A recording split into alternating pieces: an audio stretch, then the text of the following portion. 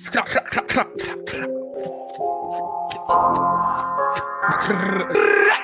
DJ Khaled, how would you describe Charlie Walsh? Legend, legend.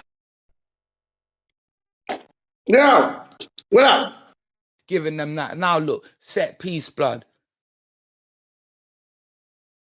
Always gets fucking set pieces. They always score from set pieces. I knew it! And of course, fam! Oh, fucking course, man, fuck this, blood, nah!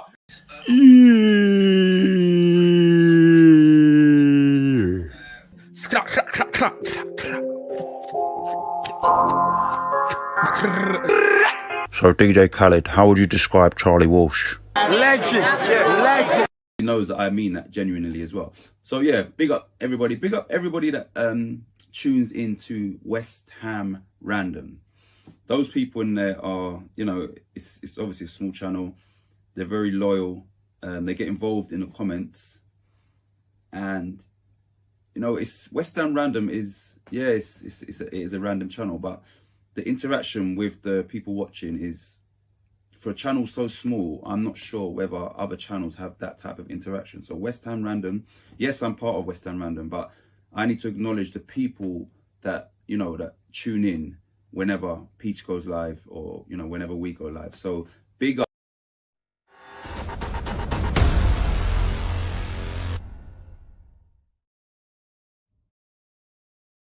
What's going on, everybody? Welcome back to Hammers Fans United. Genk 2, West Ham 2. This Moyes, you have to give him major credit, because he's obviously identified when it was the time was right, and an instant impact was, there was a change straight away. Don't let no one burst your bubble. West Ham v Liverpool, or Liverpool v West Ham.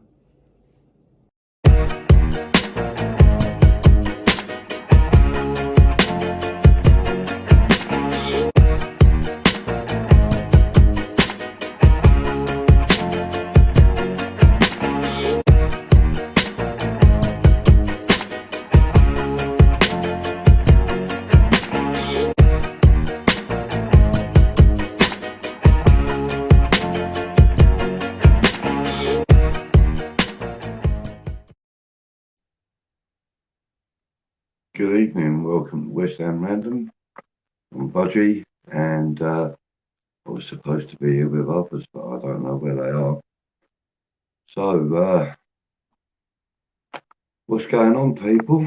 How many of you in the chat? Anybody out there? Let's have a little peek.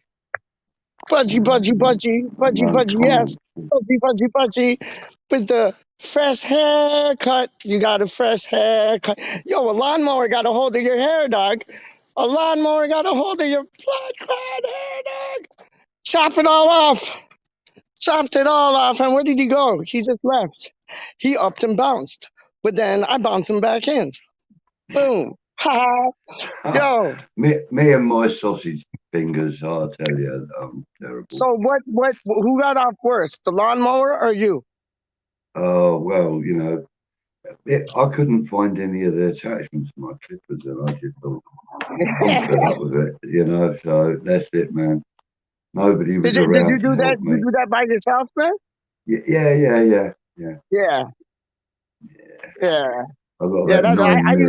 I used to go bald, and I did it with an electric razor, and then did you use like a shaving razor too, or no? No, not at the moment. No, I can't trust myself with blades. No, I used to use an electric one, and then just like on the sides and back, just used to use like a Gillette or like something like that to. Excuse me. Just so there was a bit of like definition, kind of. You can really sip and tell, but no, that's the easiest haircut in the world, isn't it? Like you wake up, have a shower, shake your head, and done. Yeah, man. That's it, now man. looks good on you. You look like Duke times 2. Straight up. Well, when I heard that Gatesy was coming on, or that there was a chance he might come on, I thought I might, you know, make him feel at home. It looked like it was familiar territory for him. Yeah, yeah, yeah. But, joking aside, I had a little accident at work today. Look, Did you I had, send a video in for Gatesy for the Ogbonna yeah, discussion? yeah, Yeah, I me did, too, yeah, mate. yeah. Oh, good for you. Yeah. Good for you. So I sent one in I too. don't think it would be fair for either of us really to comment too much on it on this Yeah, show. yeah, yeah. So, What were your but main what points on that? my main point is who is he going to replace him with, really? Yeah, basically that was the same direction I took it, man. Yeah, Yeah. I mean, yeah. you know, I'm looking I forward to think, watching it. That's been a good little series on the side that yeah, Gatesy's doing yeah, with like have your say on different topics and subjects at hand regarding our club. yeah. It's and it seems like the regulars are already starting to form. Like you got yourself, you got Titch. When Kieran has a minute and it's not like 4 a.m. now, he comes on. Yeah, It's brilliant, man. yeah, yeah. I mean, that's why I like, you know, being a part of RaNdoM, you know, Peach, because Yeah, it is completely random most of the time, you know, like there's no yeah, set and timing, and you know, yeah, like it could be with CW or it could be with, yeah. you know, Kieran or with Titch or just you and me like it is at the moment. You know, there's a No, chance Kate 100%, might man. turn up in a bit, you know. Like So we're not one of those channels, Budgie, that and FoRged mine are similar because like we're not one of those channels that like you got like set players. We got many of players, and I want to get like anybody and everybody who's interested about our club to have a say. You know what I yeah, mean? And that's why it's yeah, random because you and Kieran have your show, me and Franco have our yeah. show. Pitch comes on, he does two things. It's like You I muted love it. I yourself, love it mate. like that, man. Gates is in the room. Oh, my bad. I'm sorry. Hold on one second. It's Gates. What is it? Dr. Gates now. You're It's muting, Dr. mate. Gates.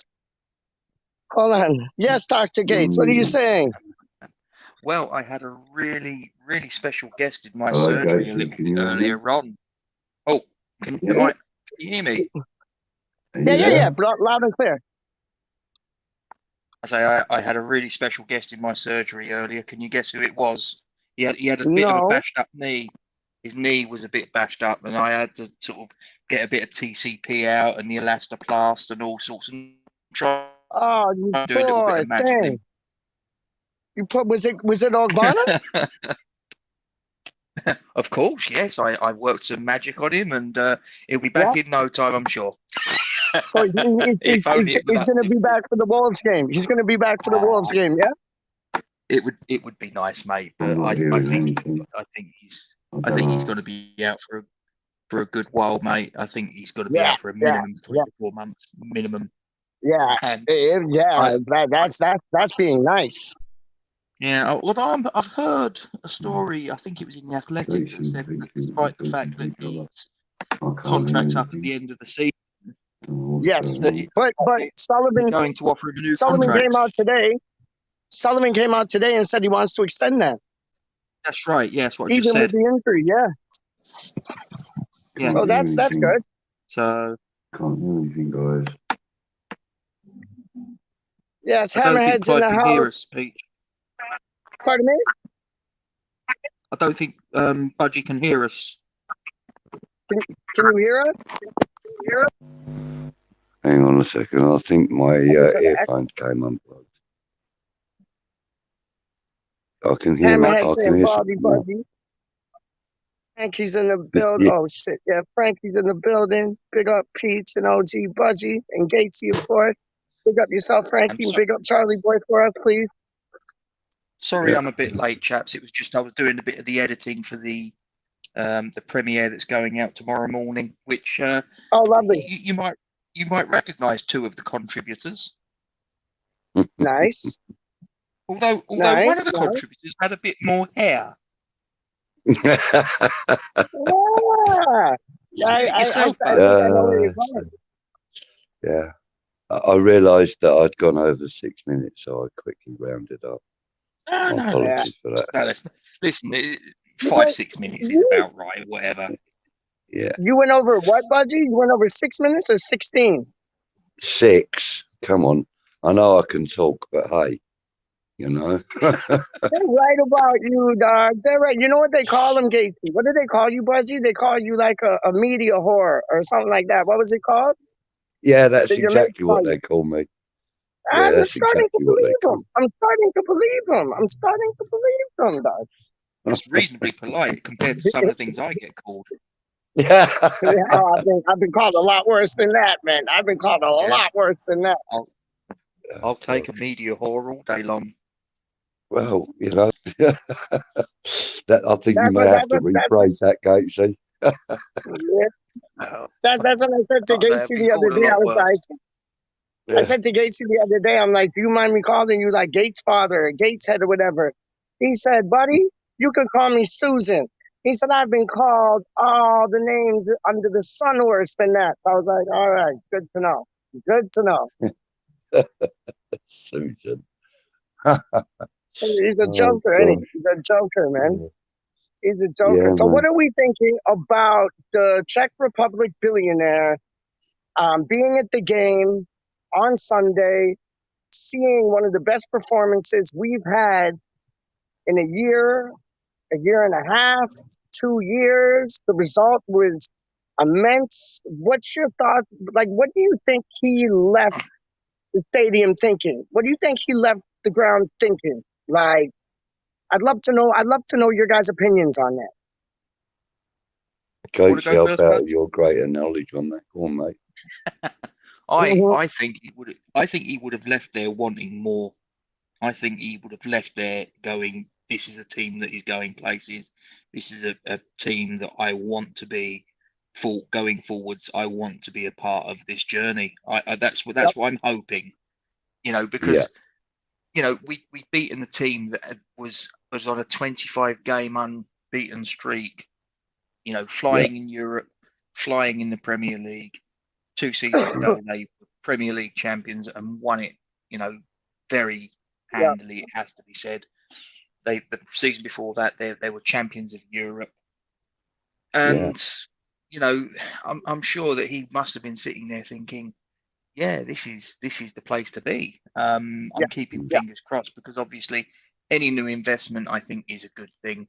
If he's putting in 150 million quid to become a 27% stakeholder in the club, that's obviously gonna put a couple of quid extra in transfer budget that otherwise And, would not and have been there. So it's always a good it's thing. also funds towards keeping Declan Rice and people like that Towards under anything, contract. keeping Declan, improving Rush Green's facilities, and anything and everything that we need to have done at this club to drag it kicking and screaming into the 21st century. I mean, David Moyes is doing what he can on the playing side of things, but the training facilities are a sticking point.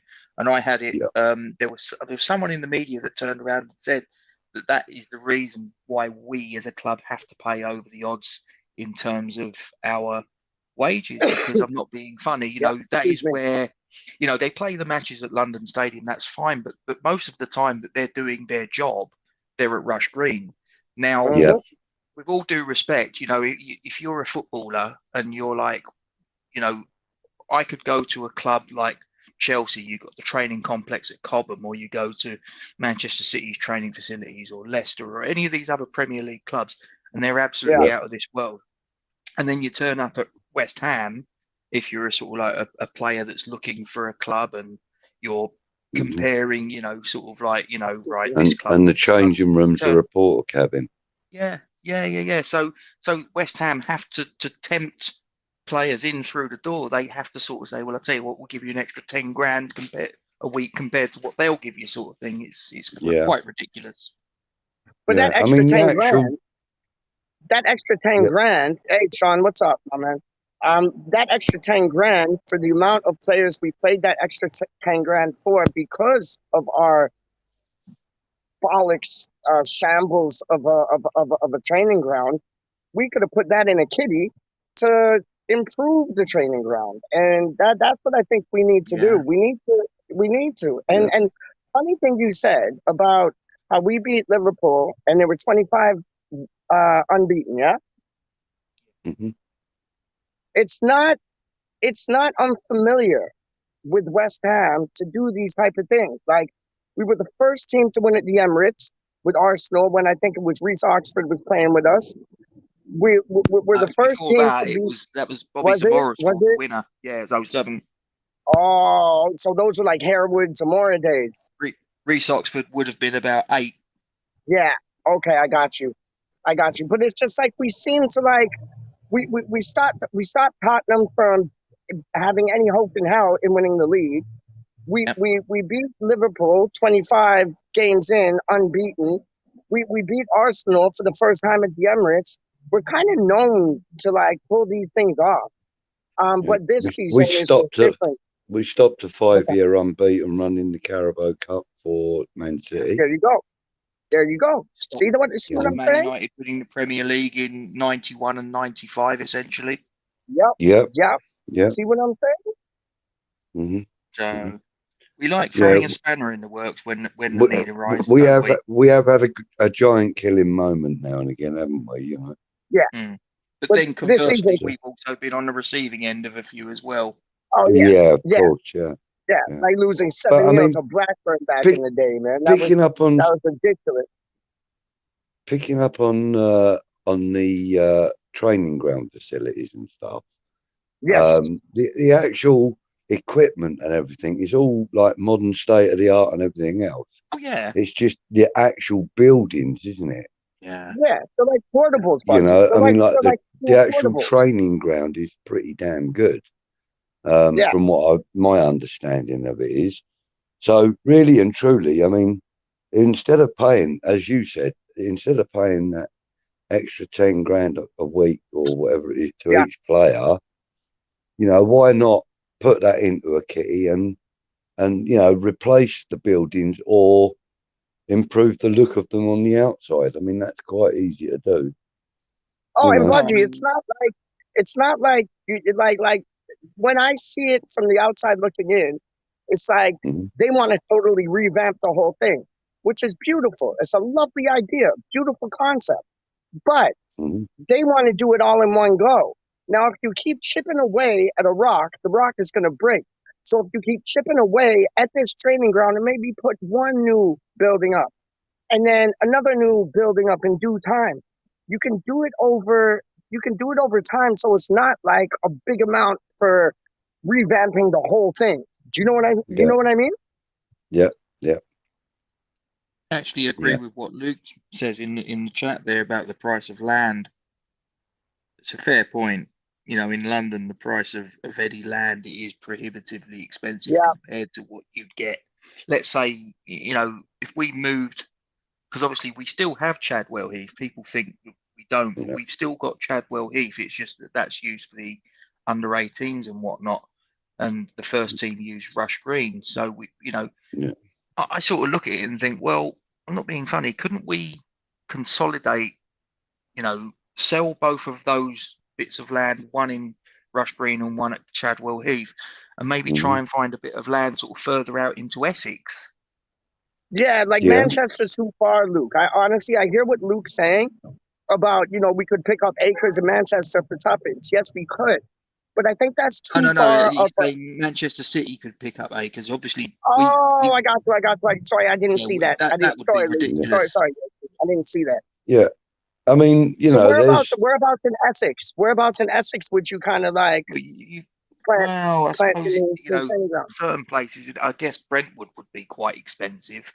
But I'm sure there's places. I don't know, sort of, you know, a little bit further out, a little bit out of the M25, sort of orbital, just a little bit out of there. I don't know, sort of Grays, Chafford 100, somewhere like that. I don't know. What about Dagenham? It's kind of a little too close. Yeah, it's a little too close in London. Yeah, that's mega money area. now. Dagenham? It's being Like on redeveloped. RaNdoM Yeah, it's Road. being RaNdoM Road, Dagenham. That would be too much. it's Like, couldn't we train it being at the Dagger's redeveloped down ground? there. Like, why couldn't we train at the Dagger's ground? Like, they already have the anonymity there. Why couldn't we train at their ground? Dagenham Red, what, Victoria Road? Yeah, oh, it's on. Yeah, off of RaNdoM Road. Yeah. Because it's a football ground. It's not a training ground. Yeah, it would need to But be It'd be like adapted for the use training at of London training. Stadium. Yeah, but don't they have like, so where did Dagenham and Redbridge train? Because I guarantee you, Dagenham and Redbridge, their facilities are probably equal to ours or better. So if we move all that top notch equipment, like I was gonna call you Duke just now, Buggy. If we move all the state of the art equipment like into an area there, you couldn't see that happening, no? No, not Okay. somewhere like that. No. Okay. I mean, I actually agree with you there, Gatesy. I mean, somewhere, sort of, I don't know, 10 miles outside of the M25, that's still, relatively easy to get to. Yeah, Basildon, Colchester, anywhere like that, really. And any of those areas, they've got rural areas around them. So, for the anonymity side of things, they could, purchase or rent a piece of land. They would probably need to purchase it and just completely, build a new complex there and just use Rush Green and, as you say, Chadwell Heath just temporarily for a year. Yeah. Until that's completed.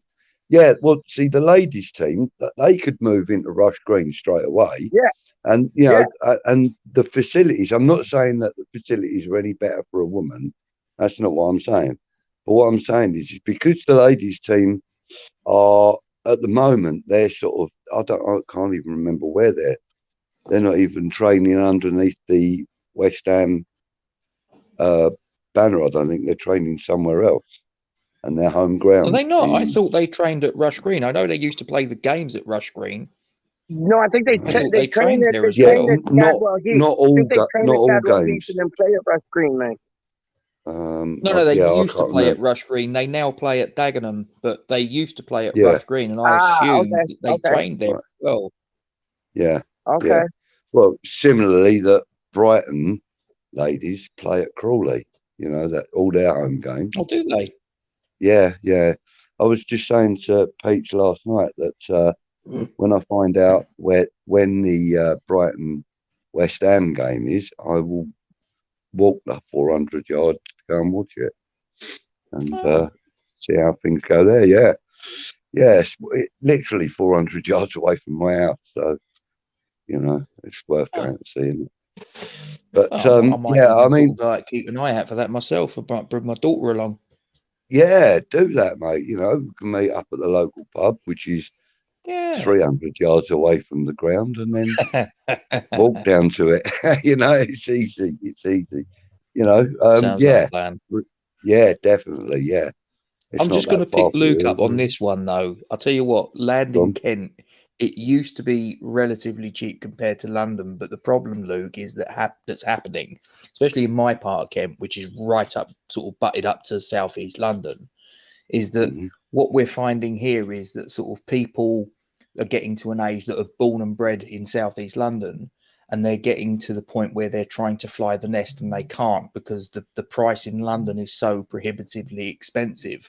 So what happens is that there's now tower blocks and flats and houses and Christ knows what that's being built in places like Dartford, where I live, and where Duke lives. And any spare bit of land, it's like, right, okay, let's build here, build here, build here.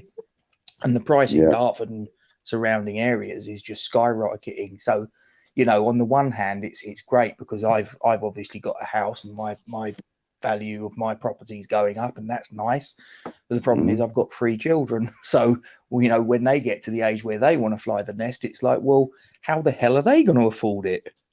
Yeah, they're going to be moving 10 miles. They're going to be, yeah, kind of thing. Crazy. Mind you, I can't wait for that to happen to my kids. I've got to be honest.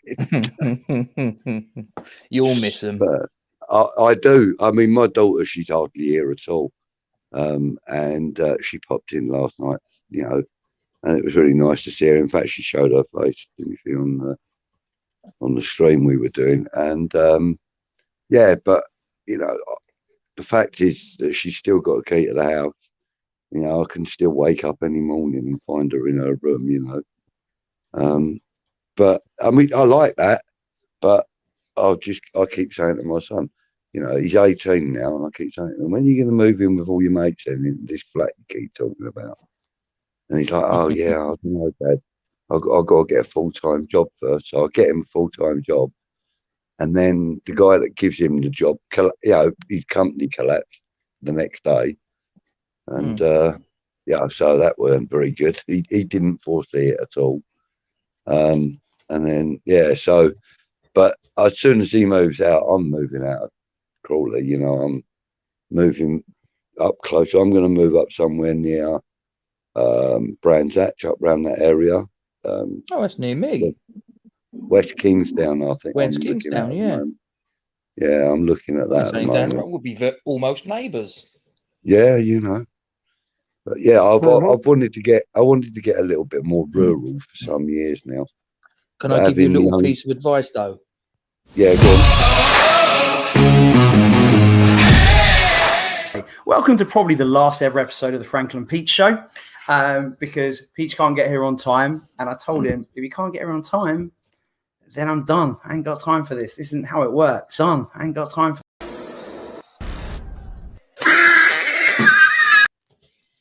Sorry about that. I'm trying to find old relations shit. I pressed that by accident. I'm sorry, man. That's why it's called WeStHaMRaNdoM, mate. There you go. Yeah. So what's this piece of advice, Gatesy? Well, do you like peace and quiet? Oh, I love it. Yeah, don't move to West Kingsdown. Oh no, I like the racing as well. Don't worry about that. Oh, do you? I was gonna. Yeah. Oh yeah. You'll hear it non-stop, mate. You'll hear it non-stop. Yeah. It's one of the noisiest places to live. Yeah. Well, it's actually the place that I'm looking at is actually just outside of West Kingsdown. It's a little bit further in, away from the M25. I can't remember the name of the actual. Stansted? It's like a little hamlet. Ash? A what? Ash. Stansted, Ash. Yeah. Ash. Yeah, that's where I'm looking. New Ash Green, that sort of direction. Yeah. Yeah, that's it. Yeah, that's kind of area I'm looking to go. Yeah. Because I don't want to be too far away from Brands Hatch, you know, because I'm hoping to build a little car to trundle around it in, you know. So, you know, all these midlife crises that I'm suffering, dreadful thing. Yeah, but yeah, I want to get out of Crawley because you know I've been here since I was born, more or less, you know. So I've got to get away. So why sort of like this direction? Why are you thinking of moving for? See, I'd have thought you'd have probably moved sort of like more coastal sort of thing, like I don't know, Hove or Brighton or Worthing, somewhere like that. Yeah, by the beach.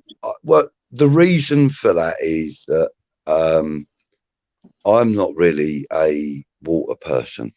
You know, I don't mind going to the coast on a day out with the family or on a romantic day or whatever. You know, I don't mind all that. I love that. But for me, I'd like to look out of my window and see nothing but fields and horses and sheep and things like that. That's what I want. Yeah, that's how I want to. Fair enough. Live my. I love the rural life. You know. So, you know, you know what's like that. You know what's like that. It's far though. It is far. It's like a 4-hour drive from London. But my aunt and uncle used to live there. It's a place in Lincolnshire called Bourne, and it's exactly what you're talking about. Like there are deer crossing the road in the night. There are no lights on the roads. Like. There's farms, forests everywhere. Budgie, you would absolutely love it there. It is in the sticks, but you would love it there. Well, I've got a brother that lives up that way. he spent 21 years in the Royal Air Force and then chose to retire up there. He, you know, got married, had a family. And he lives out that way. It's not far from Bourne, actually. It's about 35 miles, I think my brother lives from there. Okay. Which isn't really far when you're driving across country like that, you know. All you're going past is small villages and Air Force bases. That's all you drive past when you go in Lincolnshire. So, you know, yeah, and my brother's, you know, my cousin has just moved up that way as well for the same reason. He lived in WeStHaM. I mean, it was him that I used to go and visit all the time. Kieran's in the house. Yes, Kieran's Kieran. in the house. Yeah, it was my cousin that I used to go and stay with, and that when I used to go up to the Upton Park and that back in the day when I was younger. So yeah, right. They're all moving up that way. Lincolnshire is lovely, but it's very flat. Hence I don't think I've ever been to Lincolnshire. Have you not? No. Wow. It is very flat, Gatesy, and that's why there were so many Royal Air Force bases up there during the war and stuff, and more so now. Now that they closed down all the wartime ones in like Biggin Hill and places like that, they're now sort of semi-commercial, you know, light commercial airports and stuff now, most of them, or racetracks and things like that. But up in Lincolnshire, where the ground is so flat, you know, they get a good vision coming in to land and taking off, and you know, they haven't got to cut runways out of the landscape. They just lay it on top of it, you know. So yeah, it's the flattest part of the country as far as I'm aware. That, and you know, around surrounding areas, you know, Leicestershire is quite flat. You know, Leicestershire. Because Cambridgeshire is next door, isn't it? If I remember correctly. Yeah. Because the company I work for is in Peterborough. Mm-hmm. So I don't think that's a million miles away. No, it's not. Yeah, I mean, like that's what when I took the for National me, it's Express about halfway. when I took the National Express from Victoria Station to Bourne, Lincoln, which I mucked up totally. I passed Bourne, ended up in Lincolnshire, called my aunt, and she's like, "Where are you?" And I'm like, "I'm in Lincolnshire." She's like, "That's like an hour away." She's like, "We're in Bourne in Lincoln." And the bus stopped there. But at the time, they had Only Fools and Horses on. And at the time, I was watching Only Fools and Horses, and I was just laughing so much. I needed to go to the loo, have a piss.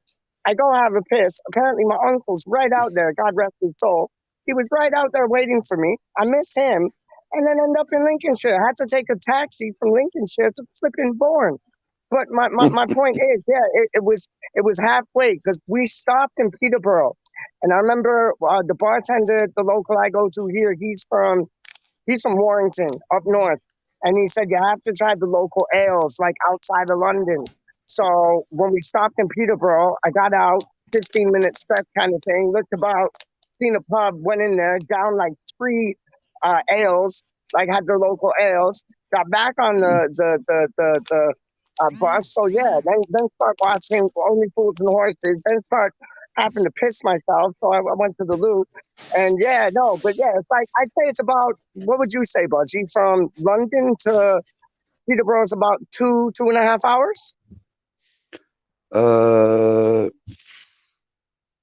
Yeah, I think you could probably make it in 2 hours, yeah. That's what I'm thinking. That's what I'm thinking. I mean, like Lincolnshire, though. Go on. Yeah, from where I am, where my brother lives, it takes me exactly 4 hours, 15 minutes to drive from here to there. And Peterborough is usually about halfway-ish. Yeah. For me, that's for me though. And I'm probably 50 miles south of Victoria Station. Okay, so, there you go.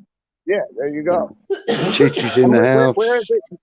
Where is it your brother lives? Exactly. Like what county is it in? It's in Lincolnshire, but it's like northern part of Lincolnshire. Gotcha. It's about 45 minutes drive north of Lincoln Town Yeah, or yeah, Lincoln that's City like, yeah. Centre. So it's 45 probably minutes near drive north. Bourne.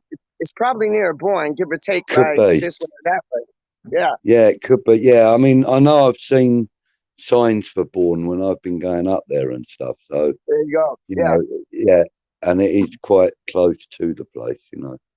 So yeah, Yeah. they're probably not far. I can't remember the name of the village that my brothers moved to though.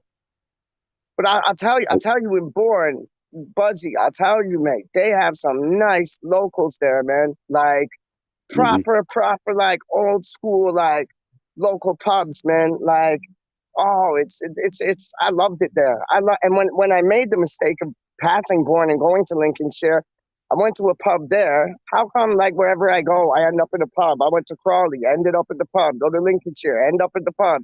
But it's like Lincolnshire, they had a nice pub there. It was like, and there was a few. It's like kind of like it's like a small city kind of vibe that I got when I went there, man. It was, yeah, it was nice. It was nice, Yeah. man. Well, the actual like Lincoln itself is a city. You know, basically anywhere that's got a cathedral in this Yeah, country is a city. That's I passed basically that one of the cathedral too, things. you know. Yeah, That's one of the well, things that you have to qualify to be a city. yeah. It's But a my cathedral. my cathedral's a pub, dog. Straight up. I pray to the gods of the ales and the gods of the lagers. Like that's my cathedral, dog. But Not only have you got, Go on. not only have you got a haircut like him, but now you're beginning to sound like Friar Tuck. Like who? Like who? Friar Tuck. Oh, Are Friar you? Tuck. Piss on Friar Tuck. Come on. Oh, Friar Tuck got nothing on me, dog. He got nothing on me. Mate, he Nothing on prayed me, to dog. the gods of the ale. I pray to the gods of the ales and the lager. Yes, I do. I do. But I do think I've seen the cathedral in Lincoln because it was on the main Yeah, road. I think I did see that. Yeah, it's a Lincoln's a beautiful. city. Yeah, it's a beautiful one. It's a Yeah, beautiful one. no, Good evening, yeah, Titch. How you doing, yes, Titch? Titch, Yeah, Hope you're well, mate. Titch is in the building. You know where the Titch yeah. is in biggest the Titch is cathedral living is in the large. United Kingdom? The biggest The in largest cathedral in the UK. Where do you think it is? Eli, isn't it? No. It's not. Where's the No. largest cathedral? Yeah. No, where is it, Gatesy? Oh right, sorry. It's Liverpool. Quite coincidentally. Okay. Oh, right. Yeah, that makes sense Okay. though. They Yeah, it gotta makes go pray sense. double times there because they gotta And pray for do you know everything how I and know this? pray for Yeah. Liverpool. Do you know how I know this? Go on. Duke No. runs a pub quiz on a Tuesday night. He's not going tonight because Okay. the sound system's knackered. But anyway, my wife and I, and usually my daughter, go along and we participate in it quite regularly. And Yeah. a couple of weeks ago, that was one of the questions, you know, which is the largest cathedral. And I was convinced that it was Liverpool. So I put down Liverpool. But then later in the same quiz, a question came up that said, you know, as far as for the Beatles, where was Penny Lane? And I was like, well, that's Liverpool. And I thought he surely can't have the answer of Liverpool in both of them. Maybe the cathedral, and I know that Penny Lane's Liverpool, so maybe the cathedral. I started to second guess myself, and I was like, no, hang on, is it Manchester? It could be Manchester. So then I changed the answer and I put down Manchester, and it turned out it was. I should have left it as it was. It was Liverpool. He had I'm just two going to answers mute in the same myself. quiz of Liverpool. So I was kicking myself. We still won the quiz though. Nice one. Get in there, my son. I love a good quiz, man. A good pub quiz. I love a good pub quiz, man. Oh, it's good fun. It's good fun. It is, isn't it? Yeah. I remember when I was in Barbados, they had a proper pub quiz there at the resort I was staying at. And it was all expats. Like the only English was there. Like it was all expats because they're still run by England, didn't they? Like we went to the grocery store You could get the proper like Admiral body soap. You could get the like everything, curly whirlies, like everything, dog. Like it was nuts. It was nuts. And they had a proper pub quiz at the resort I was staying at, and it was good fun, man. It was good fun. So what's the name of Duke's pub then, Gatesy? Oh, I'm going to give it a plug. It is, yes, it's the Bull. It's on the main road as you come out of Dartford, as if you're going towards Bluewater, London Road. I think it's 293 London Road, if I remember rightly. Oh my gosh, that's a proper plug, bro. Yeah. Right, so hang on. I've got to write this down. I'm terrible. The Bull. Yeah, Crossing Town is the closest tube station, the monorail thing. The what, sorry? London Road. That's it. Right, I've got it. Okay. Yeah, 293. I'm sure it's 293 London Road. It's a beautiful pub Dartford. too. It's a beautiful pub, Budgie. It's they got a beer garden. The inside is lovely, like good food. It's the place to go, man. I hope all the staff wear claret and blue. If they don't, they should now. You know, Gatesy's son works there, man. Yeah, he does. All right, cool. Yeah, Georgie boy, he works there. Yeah, man, that's cool. That's cool. Yeah, I should be paying a visit up there soon then. Now I know where it is. Yes, indeed. Well, you know, aftershave. I've got some Bruce aftershave in my bathroom cabinet. You haven't, have you? I seriously have. And do you know why? Hmm? My mother-in-law hates it. Seriously. So I put it all around my chops when I'm going to see the mother-in-law. And I sort of walk in and I'm like, you're right, Anne, do you want a cuddle? And she's like, no. And I'm like, that's fine. And that's what my missus has just said also is that my wife's dad, my late father-in-law, to wind his own wife up, he'd wear it. Yeah. So I've just carried it on. Yeah, great, brilliant. Family traditions. Get your son on it. Yeah. Yeah, but you might have just heard that. My wife just called me a horrible bastard. It's only your mum, sweetheart. Nobody minds. Oh, Peach is gone. Oh, where's he gone then? Oh God. Yeah. Oh, he's probably walked past Starbucks now. And no. You know what? No, you know what? I need to. Excuse me. Oh Jesus! Oh my don't days. die of Sorry. us. Yeah, no, he needs to see a doctor. Oh my goodness. Sorry about that, boys. Yeah, no, I need to. I'm going to. Okay, so every 3 months, there's this place that pops up. It's like a pop-up shop, and every 3 months, it's this place called the Liquidation Store, and you can get everything for like half price or less. And my mom wanted me to go there to get to get 2 things for her.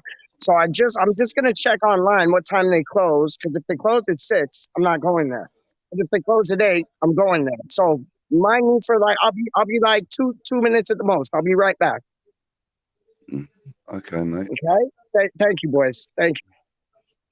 No problem. Now, is that an English 2 minutes or is that a Canadian 2 minutes? That's what I asked myself. We'll see him at about 3:30 in the morning, I expect. Yeah, I hope you've got the ability to end this stream, mate, because otherwise we're stuffed. Well, do you know what? The other night he left me and Kieran chatting, and it came to the point where we were both ready to end the stream, and he hadn't come back. So Kieran signed out, I signed out, and the background only stayed up for about 30 seconds or a minute, and then it shut down. Oh, is that what would happen? Oh, okay. I don't know if that was because Peach had ended it or whether it's just like an automatic reaction. I don't know, but I suppose if there's nothing going through StreamYard, it will shut down the feed. I would have thought, something like that, maybe. Yeah. Mm-hmm. So we spoke in the chat earlier, didn't we, about subjects to bring up tonight? And was it you or was it Peach that said only fools and horses? Me. That was me. Oh.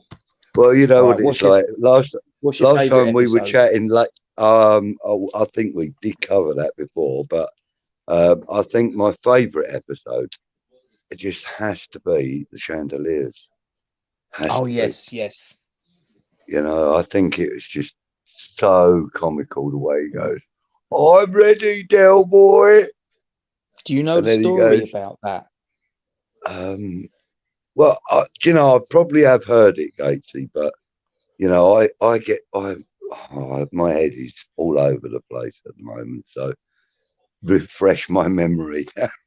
Well, the story was, and this was on a documentary about Only Fools and Horses that I saw, and I think was it Gareth Quinlan or Ray Butt was the producer, and Right. that episode was the last one of the series. Yeah. And obviously, this was the key scene, obviously, where the chandelier, Yep. where the Crashes. chandelier goes, Yeah. right? Now, they blew a certain amount of money on this chandelier and whatever else to sort of, you know, drop and smash. Yeah. Yeah. And Nicholas Lyndhurst and David Jason were both basically told that they were going to do the filming, because if you watch it, the sort of like the chandelier drops. They're in the foreground. The chandelier's in that drops is in the background, and you see it drop, hit the deck, and smash, and it's looking at Nicholas Lyndhurst and David Jason, and they were both told, if you know that if you start laughing or if something happens when you're up the ladder and you've got the sort of like the sheet below the chandelier that's not going to drop, if you start laughing or anything like that, we can't do a retake. You know, we haven't got another chandelier hanging around for, you know, worth another $6,000 or whatever. So basically, if you cock this scene up, that's this particular episode fucked. That's the series fucked. And if that's the case, basically you're fired. Right. And the story goes is I believe I think it was Nicholas Lyndhurst told the story that he was looking at David Jason, and David Jason apparently had put something in his mouth to bite down on and stop him from sort of like laughing. But he said you could just, if you look very carefully, apparently, he said Nicholas Lyndhurst said he could see sort of like David Jason sort of like just sort of like very gently sort of jerking where he's sort of like where he's holding back a laugh sort of thing. Crazy. Oh, man. Brilliant. I love that. I love that episode. That was Granddad, wasn't it? That was so beautiful, man. That was so beautiful. That was the bit where Grandad was undoing the bolt for the chandelier. Apparently, I believe that was in Ray Butt's mum's spare bedroom. Oh, really? They sort of like you had Leonard Pierce sort of like lifting up this sort of floorboard and getting in there. One more turn, Del boy. That's it. Unbelievable. I love Leonard Pierce, he was a fantastic actor. I love the Peckham Springs too. I thought the Peckham Springs water episode, I thought that was absolutely stellar, man. The Peckham Springs water episode, Del Boy outdid himself, man. And yes, Wally. Wally made a comment right here, and he said, what did he say? It's only fools and horses good. Should I try to find a watch? Yes, you should. It's the best English comedy ever. But the thing is, obviously, you have to get English humor. That's the thing. Some of it was all right. Like that was all right. And you got, some more that were okay. But Only Fools and Horses, it's a show like, Wally, you'll be able to relate with this because you're from the United States of America. It's like Seinfeld in the sense that you can watch a Seinfeld episode over and over and over again and you never get bored. Same thing with Only Fools and Horses. You can watch it like 10 million times and you'll still laugh your ass off. It's a masterclass, absolute masterclass. The thing is, you've got characters in it. You've got characters in it that I think everyone can relate to, because I think everybody knows a trigger, don't they? Everybody knows someone Yeah. that is a little bit dim, Yeah. but they don't know that they're a little bit dim, and they actually think they're quite intelligent. You know Yeah. a Boise, someone that's a little bit of a sort of like a little bit of a dodgy dealer, Yeah. salesman sort of thing, whatever. We all know a Boise, yeah. And everybody knows a Mike the barman, you know. So they're characters that I think you can relate to. But the thing, Wally, I would say is, like I say, is that you have to get the sort of like the English British sense of humor. If you don't, then there are going to be certain little things that will just go over your head. KT, did you hear what Afternoon Ladies Luke Legend said? It's the hang glider one when Yeah. Del Boy's all ready to go up, and he's like, "Listen, Roger, you got the phone." He's like, "Yeah, you got the phone." He's like, "It don't work." He's like, "Don't matter." He's like, "I'll get all geared up. I'll go in," and then Del Boy, does two things of this and that. Gets in the thing, like, and he's like, "Oh yeah, I've done this way before, and I'm a regular," and then. And he's like, "Robbins, the phone." And then Robbins is just like kind of just laughing like that. And he's like, "What? No. What phone?" And then he goes off and Yeah. he's gone for like 5 days, comes back like a paraplegic guy. Well, he comes back in with the in the wheelchair, doesn't he? And Mike and Trigger bring him back to the flat, and Del Boy's obviously he's in, because it's all a setup, isn't it? He's in the cast and he's sort of like he's sitting in the wheelchair and he's looking at Rodney saying about how, the doctors say I might recover eventually, this, that, and the other, and that he doesn't hold it against him, and he's laying it on thick, and sort of like, and then Trigger turns around, doesn't he? And he says, "Well, it could be worse, Del Boy." And he went, "What do you mean it could be worse?" He went, "Well, my gran had a squeaky wheel," referring to the wheelchair. It's just like, oh, for Christ's sake. I love it. And he was playing the part, but then he got up and they're like, "Then he jumped up, didn't he?" Yeah. Beautiful. I have to say, I'm feeling a lot better. Yeah. I think I also like the one when first time when he meets Cassandra's parents. That's quite a funny one as well. Oh, where they're playing Scrabble? Yeah. What's Carry On? Yeah. Casey, what's Carry On? Carry On films. Yeah. Carry On films, like Carry On at Your Convenience, Carry On Dick, Carry Screaming. On. Yeah, there's loads of them. Have you not? Oh, lovely. I'll check that out tonight. Yeah. They're sort of like a slapstick humor sort of thing. They're not sort of like the same sort of humor as Fools and Horses, but it's very 1960s, 1970s sort of quite sexist, sort of camp humor. slapstick humor. Yeah, that's the one. Yeah, sexist. Oh no, Wally, it's better than Faulty Towers. It's better than Basil. It's better than Faulty Towers. Honestly, way better. Whoa. Way better. Honest. That is a very close run thing. Faulty Towers is great. Oh, I love that close. It's that close. It is that close. The Major. I love the Major. Major. Oh, the Major is the bomb. I love the Major. The Major. Okay. And what's the little Spaniard? Manuel. Manuel. So good. Good when Basil asks him to like take over the hotel and run it, and he's lost. Absolutely lost. Oh, it's so good. I am from Barcelona. Yeah. And there's a story about that as well. Up until the point that he got that part, Andrew Sachs had only ever been to Spain twice on a 2-week holiday. And then because he got this part, he decided that he wanted to get the Spanish accent as close as he could. So he went on this other holiday. I think he went for 3 to 4 weeks or something.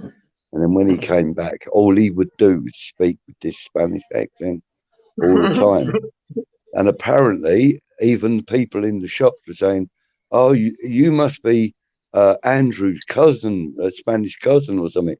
Because, it was really convincing. And in the end, when he started doing the filming, because I think he had about 4 months or something before he had to do the filming. And by the time he'd done that, they said that he wouldn't speak English on set unless, you know, like with his own accent, unless it was like, you know, like an outtake or something, you know, like, for example, he might have to say something and he mess it up and he might look at the camera and go, well, I balls that up, you know, or something, you know, but that was the only time he would speak English on the set, you know, even, you know, to the point where he was talking to directors and stuff. He would speak with the Spanish accent all the time. He immersed himself totally into that part, completely. Yeah. That's not. Here's you another see- little. Go on. I was going to say, here's another little known fact about Only Fools and Horses. When it You first love your nugs, aired, dog. You love your nugs, man. I You love your know. nugs too much, man. When it first aired on the BBC in '81, it actually didn't do that well originally. No, Really? it didn't. No. The viewing figures were pretty poor. Apparently, what happened is they then reran it sometime later on. I think it was BBC Two, and all of a sudden it gained a bit of traction. They didn't reckon they were going to sort of commission a second series. John Sullivan, he sort of looked at it and went, it's probably not going to happen. But then it gained a bit of momentum.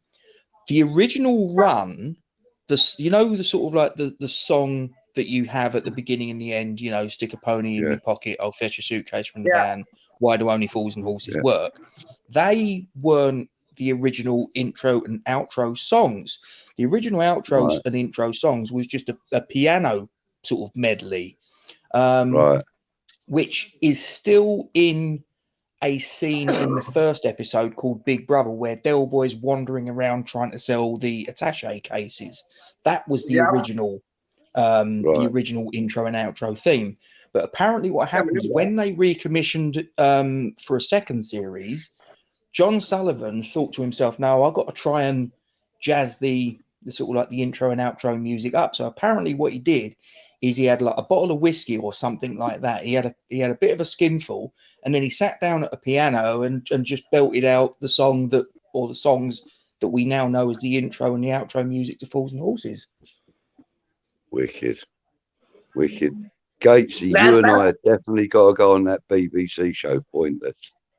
Because I reckon we'd smash it, mate. We'll just wait until it gets up to about 10 grand. All that useless information.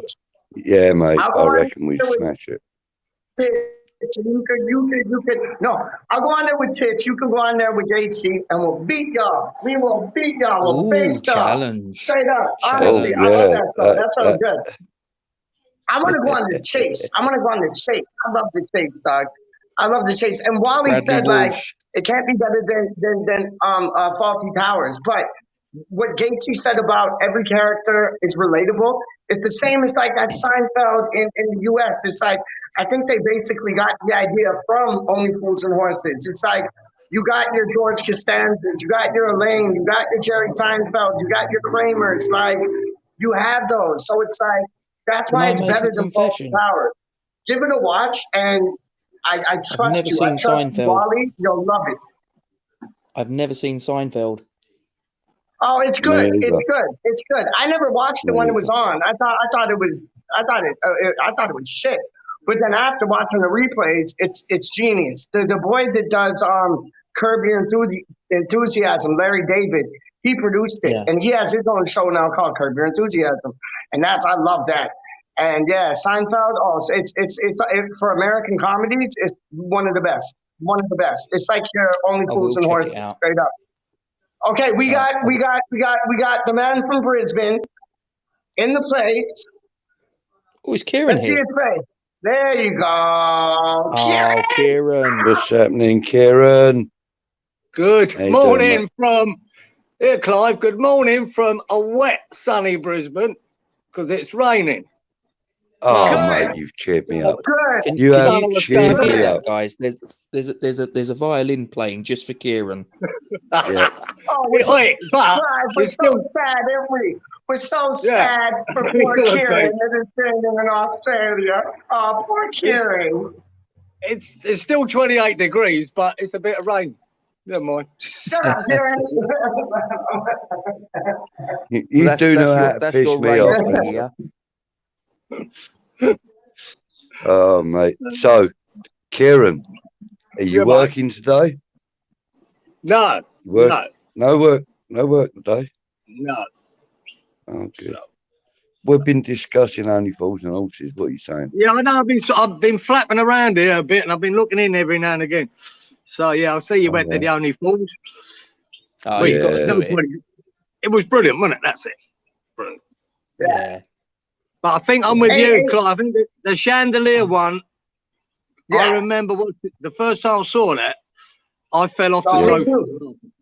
I Me fell off too. the Yeah. sofa. It was Me too. for me. It really just sort of gave the whole of that series a proper full stop. Do you know what I mean? Yeah. Like, Yeah. I actually feared that was the end of Only Fools and Horses. After that, I thought, how are they going to follow that up? You know, Yeah. but They well, did. they Though. did. Yeah, they did. They did. Do you But know? you I always gotta. think about that. In our days of watching comedies, if you go back to on the buses or Steptoe and Yeah. Son, that you'd Full Yeah. wait rates and for all the that whole thing, yeah. week, wouldn't you? You'd wait for Yeah. the week to see that next episode. I don't know how this lot will Yeah. get on today. They want to watch it all in one hit, don't they? I know. So, Yeah. No such thing as Netflix, was there, mate? nah, yeah, You it's know, mental, isn't it? you know what though? The other episode, there's many episodes that caught me. Almost every one, but the one when Trigger and Delboy are in the pub, and Delboy saying to Trigger, go chat up those birds, and then he goes to lean back on the bar, and the thing opens, and he just like I thought that was phenomenal, man. I thought that was absolutely phenomenal, man. What about the one where Delboy and Rodney are in this nightclub, and Rodney convinces Delboy to chat up a couple of birds at the bar that he sees. Yeah.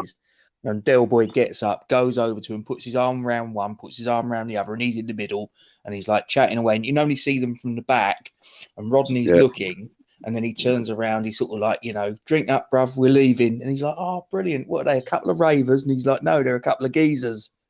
Oh yeah. And then they turn, and it's a couple of cross-dressers.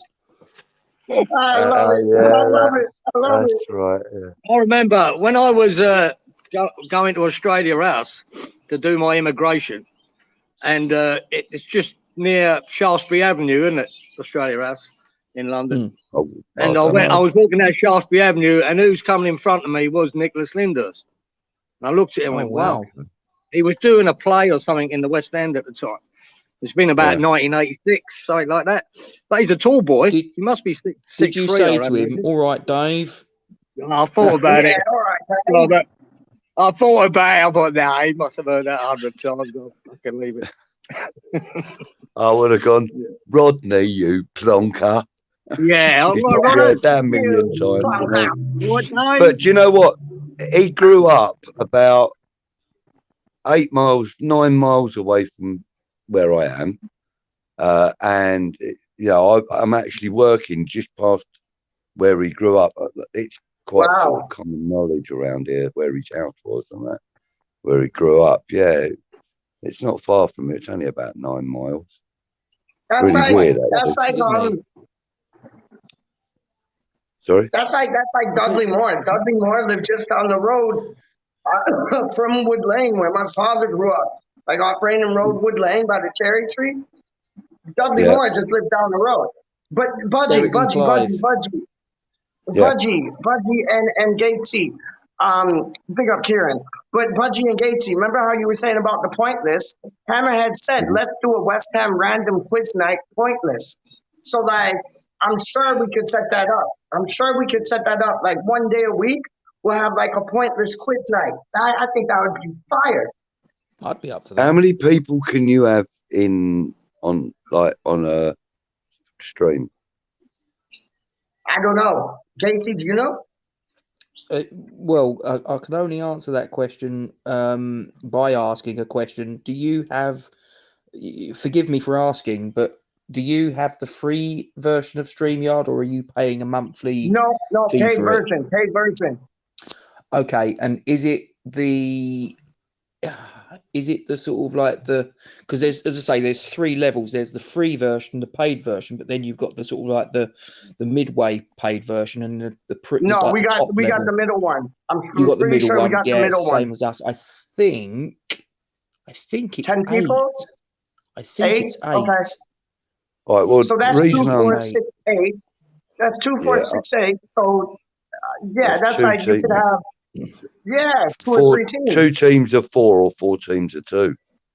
But then you'd need a quiz master. Oh, you'd need a quiz master, yeah. So Gates's a 2, quiz 4, master, 6. mate. Gatesy 3 be the quiz teams. master.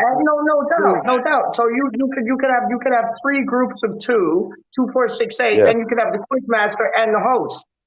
Where'd you get all the questions from? Oh, I'll find Trivial Pursuit. I'll find them. Just go on Google. I'll find questions, and we can just talk amongst ourselves to like make up our own questions. It seems pointless to me. Yeah, funny. I'll test you 3 out. Here's one other little test for you, right? Del Trotter. Who was the original actor that was scheduled to play him? Oh, I used to know this, Robert. Got the role. I used to know this. I don't know. And I will give you a clue. He later played a character in Fools and Horses. No. Yeah. Was he a regular? Was he a regular or a one-off game? No. He made 3 appearances, this particular character. And the actor that obviously played him, but he was the original. He was the guy that was originally slated to play Derek Trotter before David Jason got the role. Is that Mickey that used to wear the cheese cutter? He was Mickey. That's Patrick Murray. No, it wasn't him. No, okay. No, I haven't got a clue. Kieran? Yeah, I did know it years and years ago. I remember there was a guy who was put forward for that role, and he weren't meant to get the job. And I knew. Do you remember? No, I couldn't remember. Do you remember Detective Chief Inspector Roy Slater? Oh. Yeah, was Jim that Broadbent? the There you go. That's him.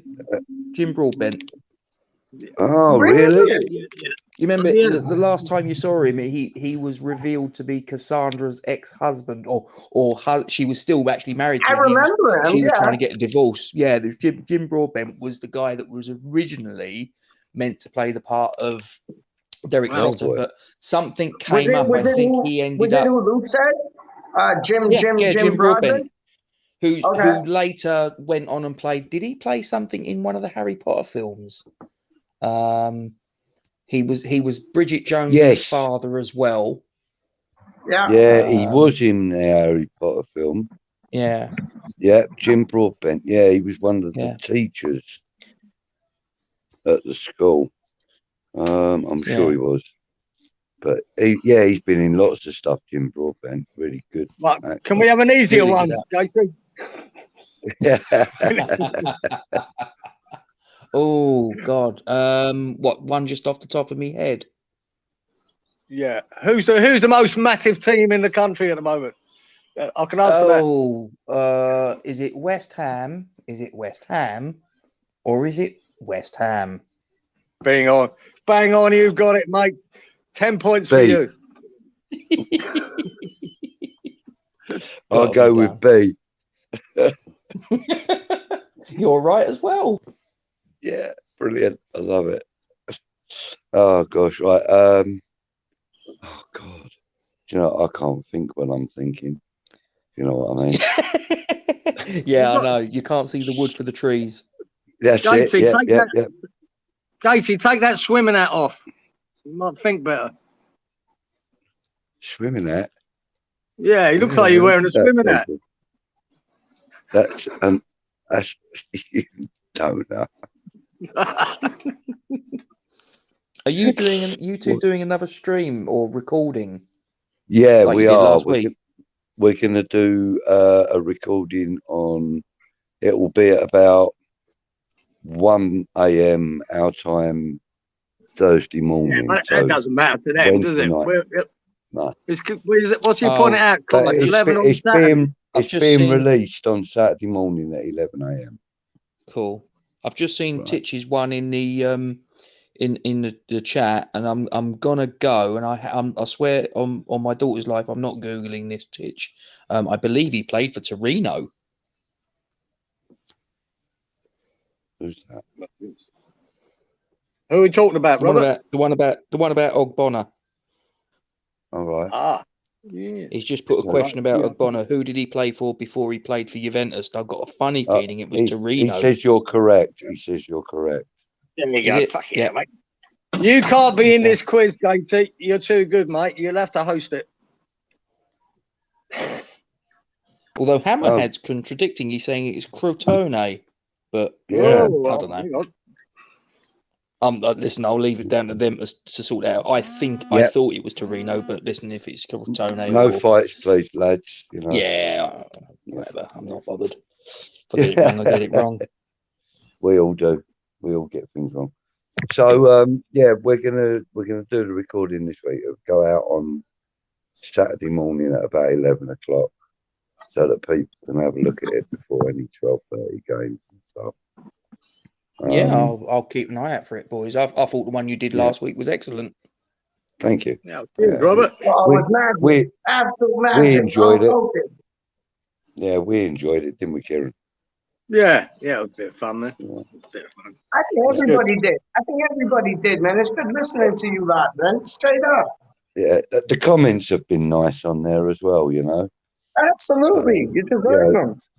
We got, some guys are saying, we hope this is going to be a regular slot and that. Well, yeah, we're hoping it will be. As long as you guys want it, we'll do it. We'll produce it. We'll throw it out there. Hey, this is a question from Titch. Who did Ogbonna play for before Juventus? I have no idea. I'll hold my hands up. I have no idea. We've done that. We done that when you went off screen. Oh shit! Sorry. See, this is I miss it. I miss it all. I mean, life will pass me by and I'll miss it, dog. Straight up. Yeah. Well, Hammerhead's question. I'm gonna go Socek. Who has the biggest bollocks in the Premier League? Yeah, I'd say so. I say Declan Rice. I would. Well, I would probably go with Socek as well. Actually, myself. Right, this even Antonio, he has a big set of proper bowels. He'll take on. Yeah, he'll take on a tsunami. He'll take on a tornado, a hurricane. Oh, he's magic. Right, yeah. Right, boys, I got to disappear. All right, okay, so take care, mate. Please don't go. Please don't go. Oh, we love you so. Please don't go. Please don't go. Listen. The missus has just come down in a lovely negligee and still come back. See you later, mate. Go. See you later. You know what I'm saying? Yeah. Take care. Oh, I'd leave for that in a second. I wouldn't even say, I gotta leave. I'd be gone already. You wouldn't hear a word from me if that happened to me. I'd just be gone. I'd make my excuses another day. Yeah.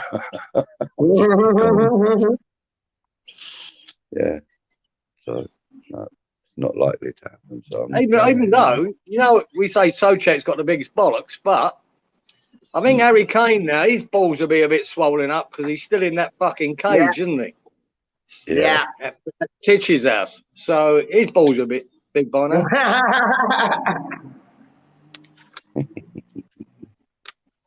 Yeah. So we can't really discuss the Ogbonna thing. So let's discuss something that is going to affect us. What do we think? What do we think the condition of our players are going to be when they come back from this international break? We're not talking about the international break per se. I think good. Reason being because of our new physio team, and it's not the England physio team, even though they have like top class. But I think it's because of our physio team, the nutritionists, the physical players in the physiotherapy team, along with diet and physical play. I've got a call coming in. I've got to take. I'll be back. I'll be back. I think they're set up to play. I think they're set up to play as many games as they need to. Honestly, I think that, like Kieran, I think our physio department with the nutritionists and the physical people helping the boys there. I think we're set to. I think the boys are set to play as many games as they have to. But as you know, with like what happened to Obama, it didn't look too bad, but it doesn't need to look too bad. Like you had that one boy from who was it? Who was it? You had the one boy from it was the match before, I think, from Villa, who was rolling around like a salmon, and like he's fine. You know what I mean? Like Obama gets hurt, it didn't look too bad, but it's more of a worse injury. Do you get what I'm saying? Yeah. No, look, mate. It's a fucking lottery when this international break comes up, and it's a lottery. You know, you just hope they don't get injured. That's all you got to do. Hope they don't get injured. Hope they don't play every minute of every game. That's it. You just got to hope for that. And I don't. Yeah, no, that's it. Has Antonio knocked? Has Antonio knocked the Jamaica thing on the head, Geezer? Is he going?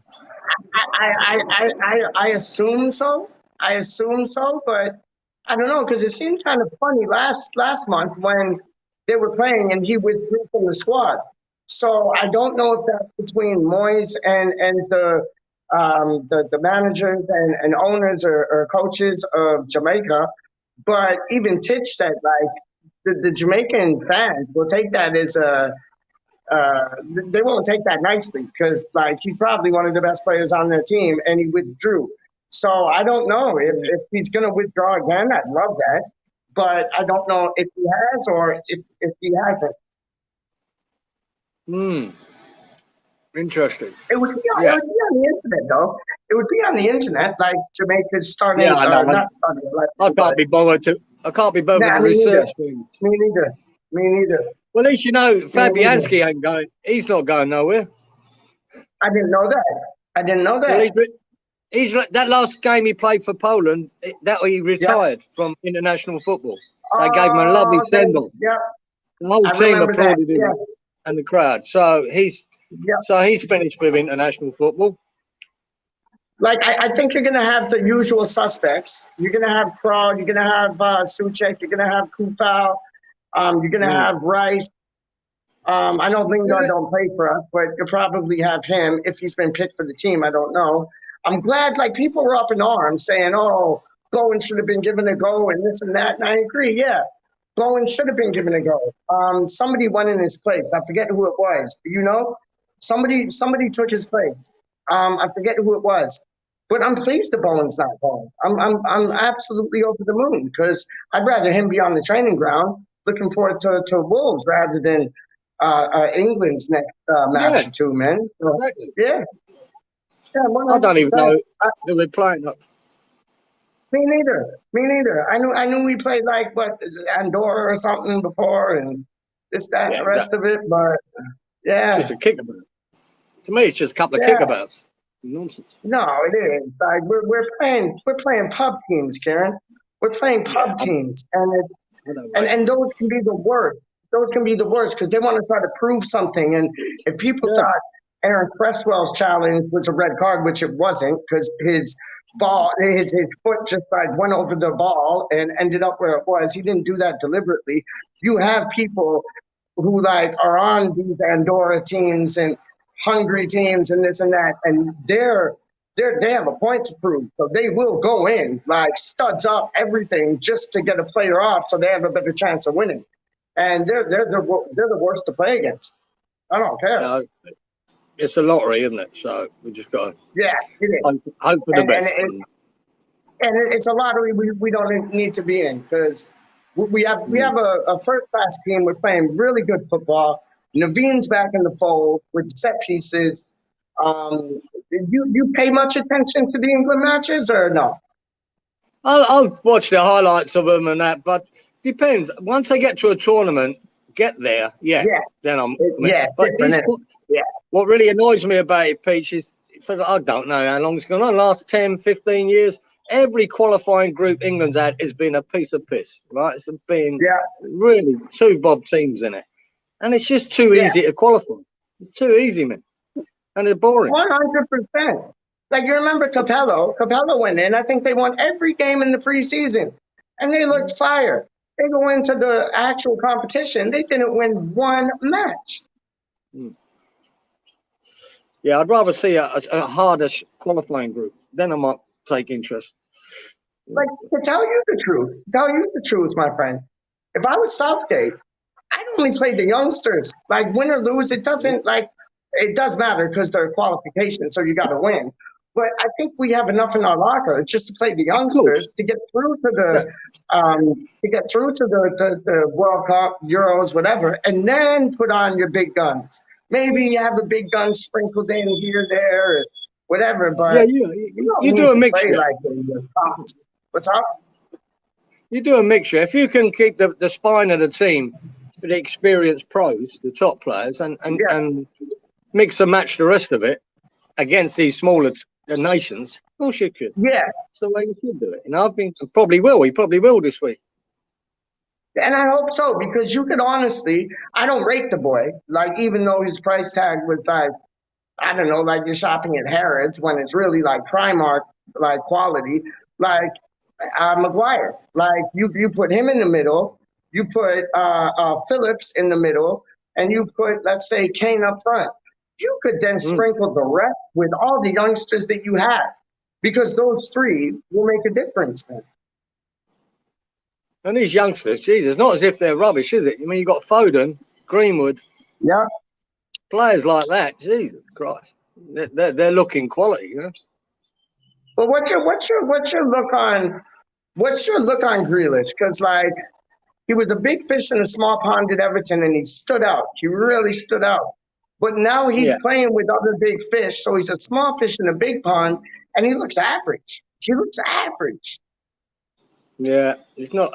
Well, yeah. Oh, You can do that when you go to a superstar team. I mean, he left him on the bench last week, you know. That's what I'm saying. That's what I'm saying. Like, even like I ranked Aguero up with the best strikers in the world, and he was getting on a bit. But like, I'd have him at West Ham even now. But it's like you had Aguero, and like he was knocking it out of the park, and it looked like he wasn't even trying. It looked like he wasn't even trying. And it's like you get Grealish that goes in there, and like he blew it out the water with Aston Villa. But now it's like he just looks like another squad player. Like, and when they get people like who was it, RaNdoM, and I don't know what the boy's name is, Stephen Smith or something like that.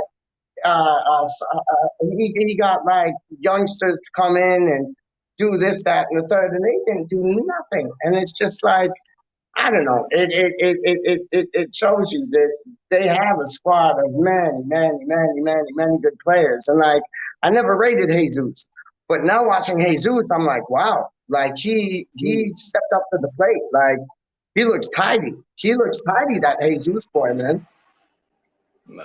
They got so many good players. I mean, no matter whether Grealish is on form or foreign or with them, if you're a team coming against them and they've got Grealish on the left and Mahrez on the right, you'd fucking shit yourself, wouldn't you? You go, Jesus Christ.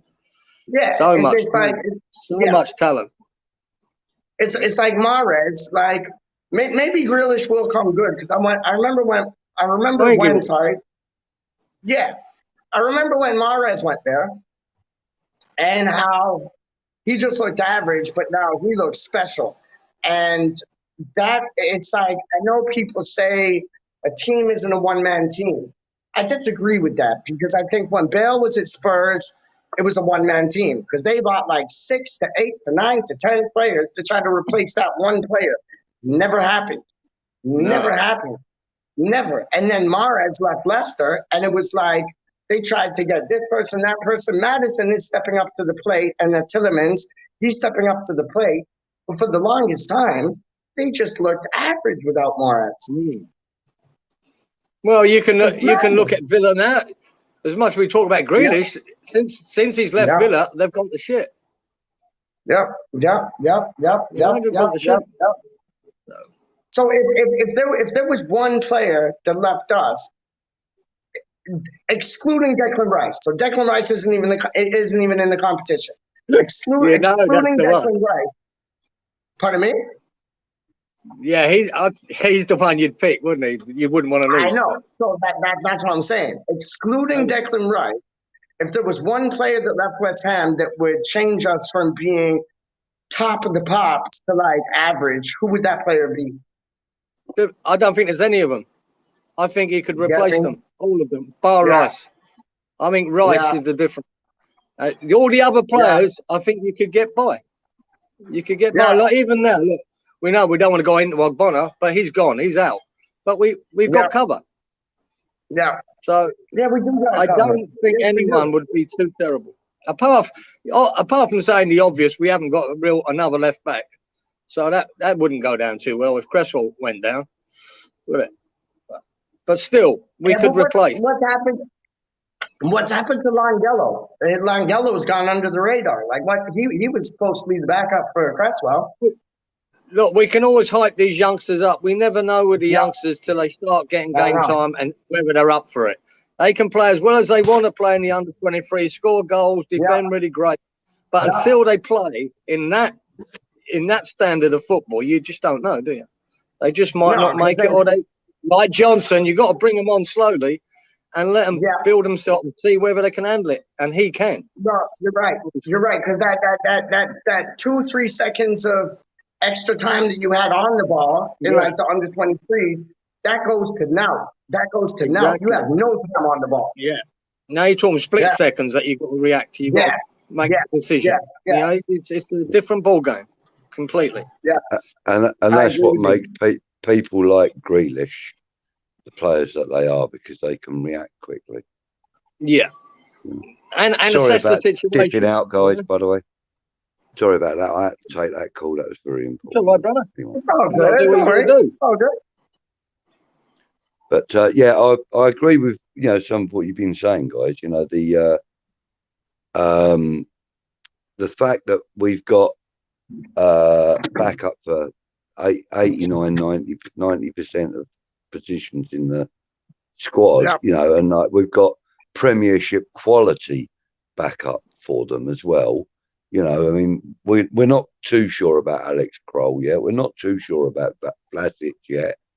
But we've got players out there that can fill the gaps. Like for example, we got Noble there. I mean, okay, he's a bit older and a bit slower now, but he's still there. He's still a Premiership captain. So. But like you said, left back, we are struggling to have a replacement for. I mean, like we discussed last night, what would happen if Antonio was down. My solution to it would have been to replace Bowen in the three, behind the striker, and put Bowen as the number 9. Replace him with Lanzini in the 3. And that would actually probably work in our favour because of the change of tactics and style of football.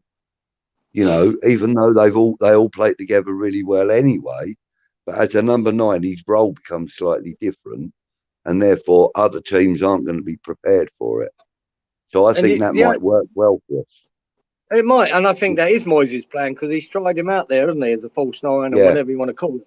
But that is his backup plan. It's got to be his backup plan, because he has to have some backup plan, because he knows Antonio. With maybe one of the under-23s on the bench somewhere, but just in case. The way I looked at Peach's question, I look at it this way: if a player went down for West Ham and was out for the season, or left West Ham, could we replace him in January? Yeah, I think every player is replaceable for us. That wouldn't ruin the team, except Rice, because you can't replace him. He's too good. All the others, you could, and get by. You could find someone to do a job. But Rice, no. I don't think we'll be able to replace him very easily. Yeah. I agree. And, I'm actually inclined to be of the opinion that that Creswell is very much in that ilk. You know, he's at this moment he's irreplaceable. At the moment, he is. Like, yeah. We haven't got anybody to replace him with, short of putting Johnson over there out of position, because, like we've been saying, he's grown into this right back position beautifully. You know, he's really blooming while he's there. So you know, if it ain't broke, don't fix it. But you know, would you sacrifice such a good right back and ask him to play on the left? I suppose if he had no other choice, he might have to. Yeah. But there might be no choices. In January, there are going to be options open to us. Exactly. You know, there are going to be players that are looking to move, and I, you know, I quite like that lad at Brentford, that Rico Henry. Not that he would be willing to move if they're not in danger of going down. Yeah, right now in January it would be. If they look like they're going to go down in the, you know, at the end of the season in May, then we might be able to get him in the summer. But you know, you would have to let him know in January you're interested in him, wouldn't you? I tell you, the boy I wanted, Clive, and for about 2 years ago I wanted him, and that was Zinchenko at Man City. And at that time, we weren't really playing. He was more of a squad player. He weren't getting much of a game. And I thought, God, if we could nab him. But now he's been a bit more involved recently with Man City. And I think he looks quality. But I don't think he'd get it. You know, and in fairness, I think so too, Kieran. I think so too. Yeah. And in fairness, Kieran, any defenders, and correct me if I'm wrong, but I think we've had 2 defenders via Man City before, and they've both worked out fairly well for us, you know. I mean, what was his name? Zabaleta was the most recent one, and the other one, no, maybe it is only Zabaleta we've had as a defender from City. But you know, he worked out pretty well for us, didn't he? You know. Yeah, he did. I actually was really gutted when he decided to go or retire, you know, because I really liked Zabaleta. I loved the boy. I thought he's an absolute gentleman and a true pro. But then, true you know, professional, Kieran. You're right. For a mere 5 million, we replaced him with Soufal. Yeah. You know, so you know, David Moyes certainly does know what he's doing in that department. But left back, I think he needs to sort of focus his efforts onto that, because you know, like we've discussed before and today as well, you know, there are other striking options available to us, and who knows, if Lingard does come in January, you know, there's another man that can play in the 9 role, you know.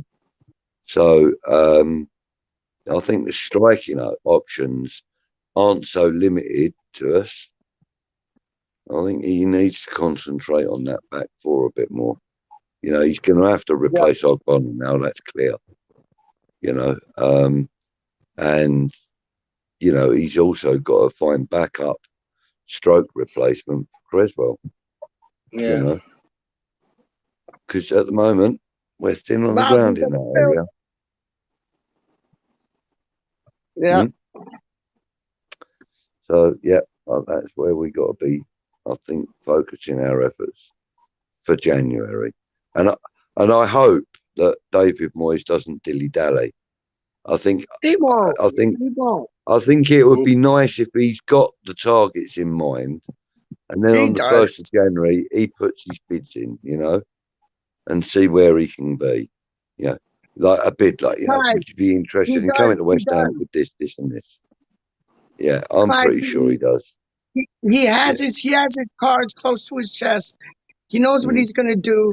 The one thing about David Moyes, since Everton, since Preston North End, since where was it? Was it Atletico Madrid that he managed to after Sunderland? Was it Real Sociedad or was it Atletico Madrid? G'day, Milesy. Well, I was one of the two. Atletico Madrid, yeah, Miles is in the building. Rah, rah, rah, chicka, chicka, la, la, la. But David Moyes has always been on a shoestring budget, and he's made it work. And with Paul Newman coming in, that's only going to help him. And Paul Newman. No, Paul Newman. Sorry, Paul Newman. Caesar salad dressing, the car man. No, not him. The Robert Newman. You know what I mean? He's an actor. With Robert Newman coming. Yeah, Rob Newman. Yeah, taking the piss. With Robert Newman. With Robert Newman coming in. He was in the film Bullet. That's going to help. What's that? Paul Newman was in the film Bullet, right? Yeah, Paul Newman was a legend, man. He was a legend. What a man. I've heard stories about people that have met him and at the racing Butch Cassidy and the Sundance Kid. Yeah, great. Yeah, Butch Cassidy and he done a nice mayonnaise, didn't he? He done a nice mayonnaise, he done a hot sauce, and he done a salad dressing. Steve McQueen was in Bullet. Oh, was it? Yeah, I might have got that mixed up, mate. Yeah, I might have done. Yeah, man. But Paul Steve Newman McQueen, was Butch Cassidy and Sundance Kid. Steve McQueen is out of this world, dog. The Great Escape, that's my favorite movie, man. The Great Escape. Dun, dun, dun, dun, dun, dun, dun, dun, dun, dun, dun, dun, dun, dun, dun, dun. I love The Great Escape, dog. That's my favorite. That's my favorite, man. No, but I honestly, boys, I heard stories about like Paul Newman, the actor, salad dressing maker. I heard stories about him at the when he was doing the F1 or whatever racing it was. It was like car stuff. Yeah. I'm not big into cars, but it was like one of the two. And I heard IndyCar racing. It was, yes, you're right, Budgie. And I heard that he's the type of guy that would basically take his shirt off for you. Like if you need something, he was there. Like he was that type of boy. Like, well, I know a little bit about his involvement with the motor racing because one of my heroes, because I'm big into it, is Nigel Mansell, and he's brilliant. He's the only man. He's the only man ever that has won the Formula One world title and then gone into IndyCar and won the title back to back in IndyCar. Even the great Jim Clark didn't actually manage to do that, but he won the Indianapolis 500. Yes, he did. But anyway, so Nigel Mansell was one of my heroes at the time. So when he moved to IndyCar, I followed him, on TV and through whatever media I could find on him. And Paul Newman teamed up with Gene Haas, who owns Haas Formula One now. And they had a team called Newman Haas. They were sponsored by Texaco Oil. And and Nigel Mansell, I think his driving partner was his teammate. Who was it now? Oh, that's a good one, actually. I can't remember who it was now. Paul something, I believe. Anyway, so Paul Newman was, hands-on, very hands-on with it all. He was there when Nigel Mansell signed the contracts, and he was there when Nigel, when he was testing the vehicle and, seat fittings and stuff like that. And he was also sitting at his hospital bed when Nigel Mansell woke up after he punctured a hole in a 4-inch concrete wall at Phoenix in Arizona in testing. He slipped out, went through the wall. Well, his car punctured a hole in the wall. Yeah. And he went out and, he woke up in the hospital and Paul Newman was sitting there waiting for him. So, that's what boy is, man. Yeah. Great, give me 2 seconds. You guys have a chat. Give me 2 seconds. I just got to get 2 things from my mom. I'll be back. 5 minutes. Yeah, 5 minute English time. Don't worry. 5 minute English time. Don't worry. I'll be back. Swear to God. Right. Yeah. Paul Newman is not the head of recruitment at West Ham. No, it's Rob Newman. It is. And no relation. No relation, mate. No. No. But I do love that black shirt with the gold lettering on it, though, Kieran. Oh yeah, I forgot to put this on. Yeah, it's not often I wear a football shirt, to be honest. No, it's actually not often that I'm not wearing one when I'm not working. No, Because I rarely do. As I've said before, I've got one or two of the old Brentford training shirts, and I wear them occasionally. Yeah, just when I'm mooching around the house and that. But I've got one here from you know the. You got Bobby one here. Moore Why do they McCauley call you day. Van Gogh then? Sorry, what's that? Who? I said, what, you've got one here. Is that why they call you Van Gogh? Yeah. Go on, no, go on. Sorry, what was you saying? I don't know what holds my glasses up. Go on. You were saying something. I don't know. Who cares? Who cares? Yeah, a load of bollocks anyway. Yeah, of course it is. Yeah. Kieran and Clive, you know, going live. Craziness. But so who do you like the look of then on the old left wing, the left position, then left back position? I mean, realistically now. Zinchenko, I really like. I'd love to have him, man. But I don't know. Yeah, but he's going to be 40. He's going to be 40 plus now, isn't he?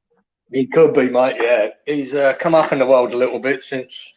And I'm not sure he's going to be 40 plus.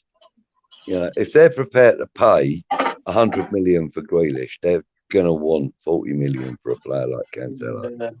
I know. Is it Cancelo? No. You said Zinchenko. Oh, Zinchenko. Yeah. Oh, yeah. No, he's easily 35 plus. Yeah, Zinchenko. More than likely. And I'm not sure they'd let have him anyway. But no. Yeah. Other than that, I haven't really looked that hard, mate. I don't mind that Rico Henry, but I don't think Brentford will let him go. No, I don't think they will. Cancel that one. You know, I haven't looked that hard enough to know. Whatever happened to we were linked to Luke Shaw at one time, weren't we?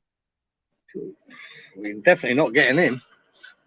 No, of course we ain't. But we were linked to him a couple of seasons back, weren't we? We might have been, yeah. Before Man United got hold of him, he had a great season with him last year, and this year he's looking fucking ropey. Yeah, a bit strange. Who knows? We might get linked with him again. Yeah, I don't. Yeah, I don't know. I actually quite like the look of that. This Rob Newman's come in. What has he been there? 2 months now? He's been sitting there 2 months at West Ham. Mate, if that geezer, with his experience and his knowledge and contacts, hasn't got players lined up to say to Moyes, there you go. There's the list. There's the list of players, and that would suit what you want. And if between the two of them, they haven't got targets, I'll be amazed. I'll be amazed if it's not all done and dusted. I'd be amazed as well. Yeah. Yeah, it has to be done. And then, you know, the thing is, they can get them. The thing is, with Rob Newman's expertise and his experience, he is going to find. I mean, like I've said before, quite publicly, that I think that some of the players that play abroad that we have looked at in the past and stuff haven't been Premiership quality players. Whereas Rob Newman will be able to identify the ones that are, or potentially are, or have been in the past, or whatever.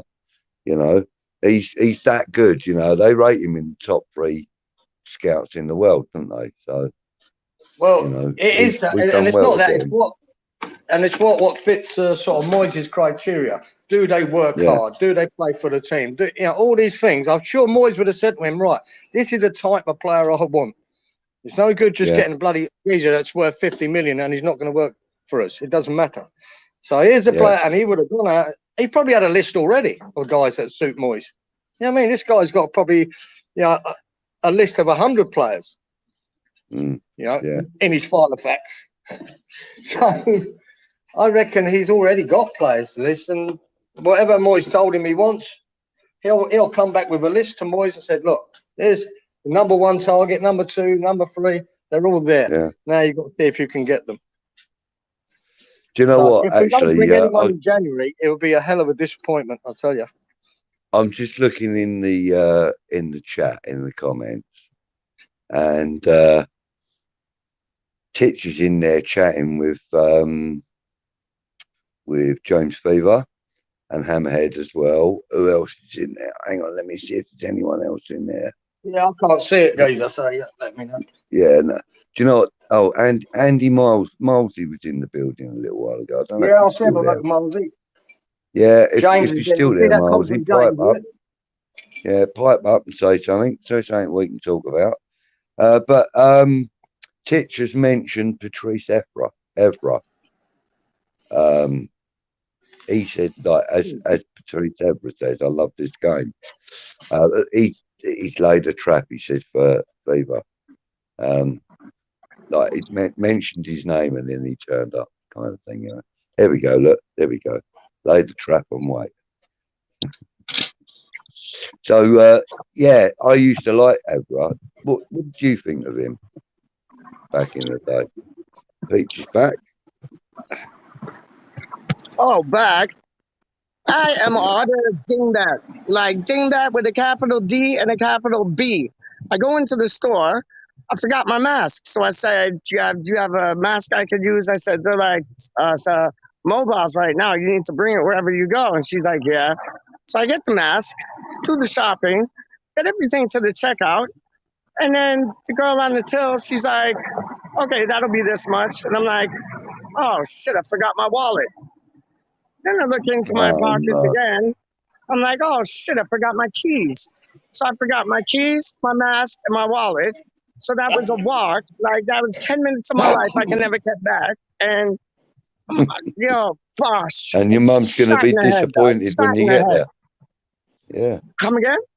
And mum's going to be disappointed because you didn't get her stuff. No, listen. I called Mumsy. And I told her what happened. And I said, listen, they have enough. They have a load of stock. They have enough stock. And I said, that's on the floor. And I said, I asked the lady if that was all the stock they had. And she was like, no, our back room is full. So I said, all right. So she's got to go there tomorrow. But what a dingbat, man. Like, you know what? I was so amped on this recording, like having you on it, Kieran on it, Gatesy on it. I was so amped about the recording, totally forgot about my mask, my keys, and my wallet. But I remembered my ciders. Put that one together. Dickhead. Oh, there you go. Oh, You put them in a coffee cup like Charlie Boy told you. No, I said, you know what I'm going to do? I didn't, but you know what I'm going to do? At my last job, I got a flask. So I'm gonna take the flask out and put them in the flask. That's what I'm gonna do. Just so but it doesn't stand out that much because the energy drinks that you get from like the corner shops right around these ways, they're the same. Yeah, they look like they look it, like don't they? the same thing. They're the same height, same width. Like they look like the same thing, but it says Similar cider on it. colors. Not really. So like the last time I got pulled over, when I was doing a YouTube thing, this grumpy old man like called the police because I was being too loud. I don't get loud. Yeah, right.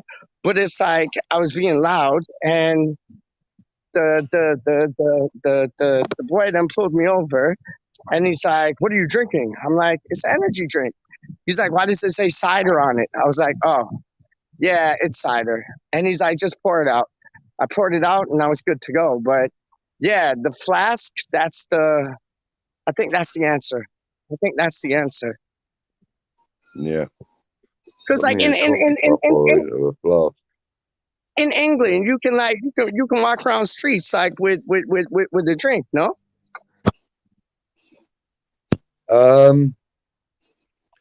In most towns there are alcohol or no alcohol zones.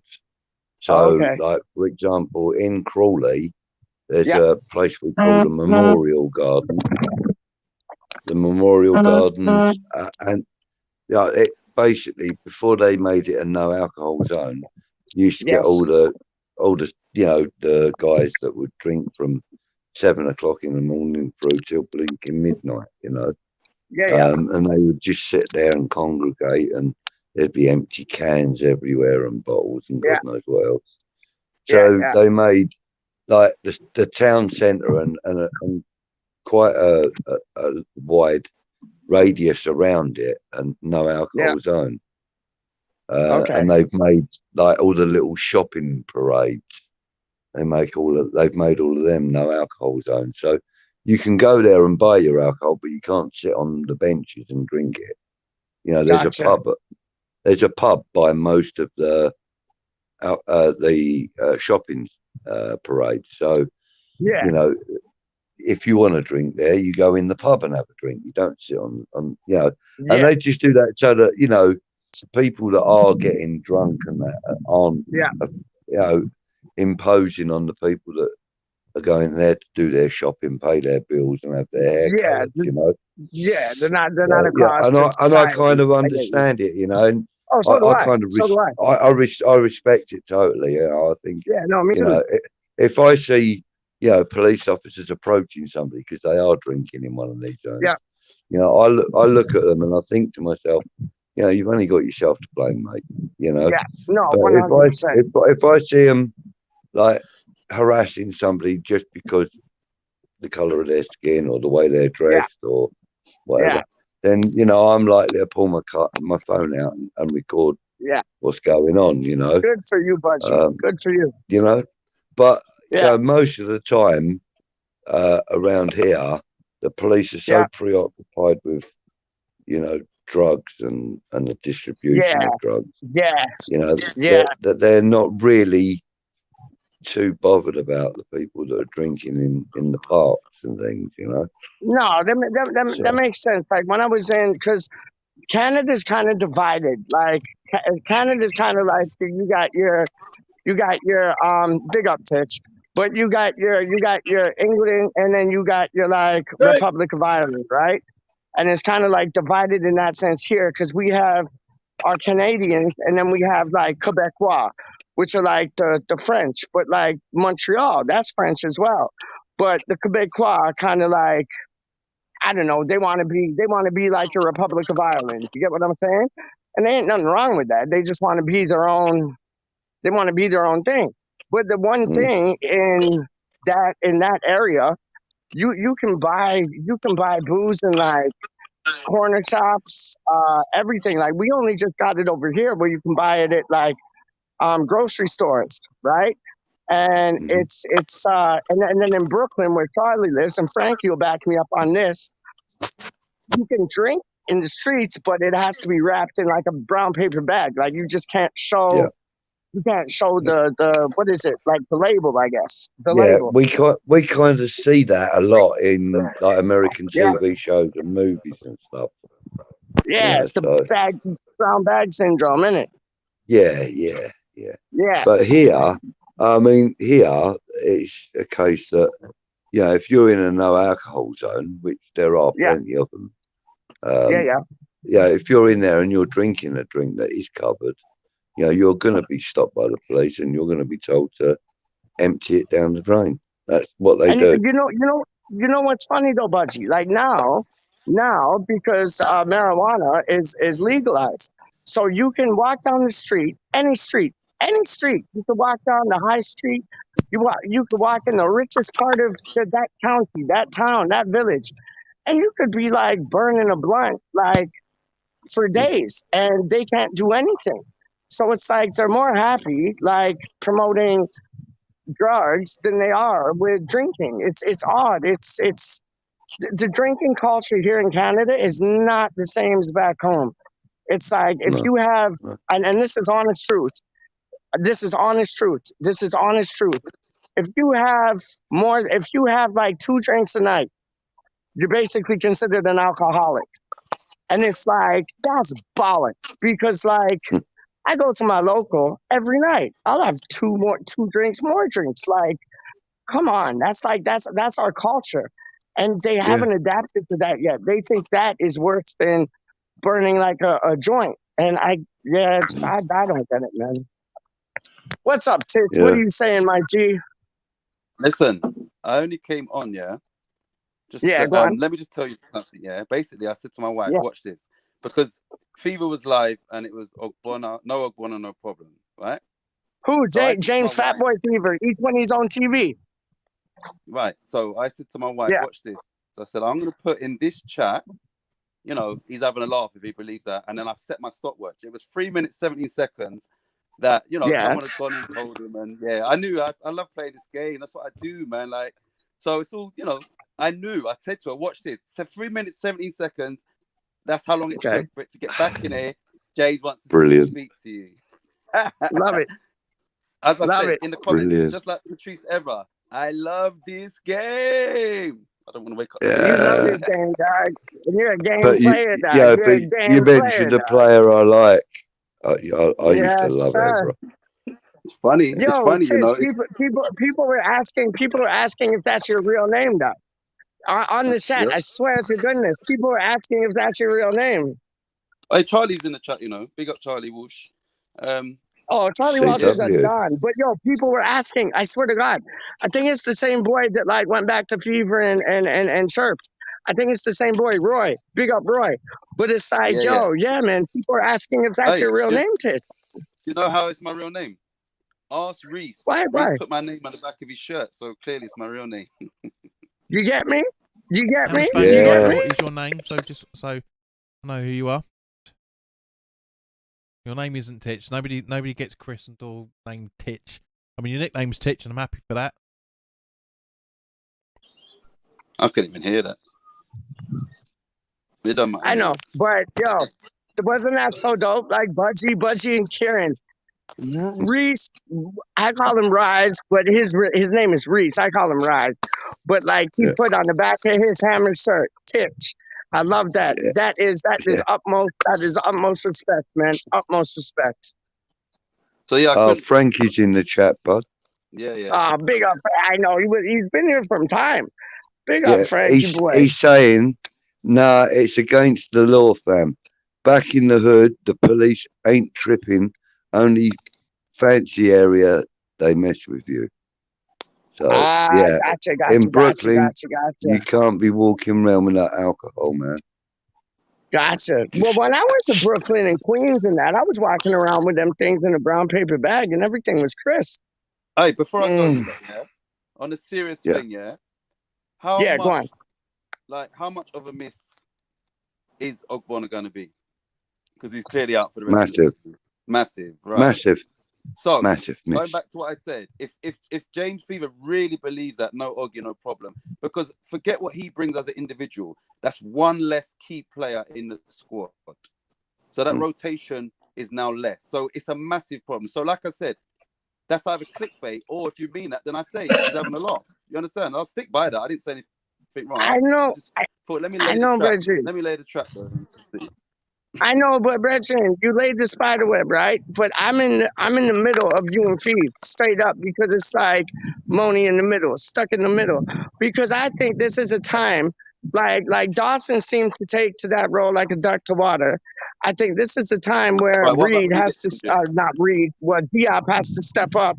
And Diop but then where's the backup for Dawson? And okay, that's what I'm saying. So Dawson gets injured. Diop gets injured. Rice falls back. Frog goes in beside Suchek. Then let's say Rice gets injured. Then you got Baptiste, player of the he's nominated for player of the month this month. It's his birthday in 2 days, dog. Homeboy can handle it.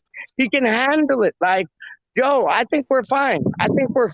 So it's like I'm in between like Titch and Fever. Straight up. I think we'll be all right. If it was left back, different story. Striker, different story. This position, I think we're fine. And we got Elise too. I think we're fine, dog. Straight up. Don't even sweat it. Mark my words, dog. Don't even sweat it.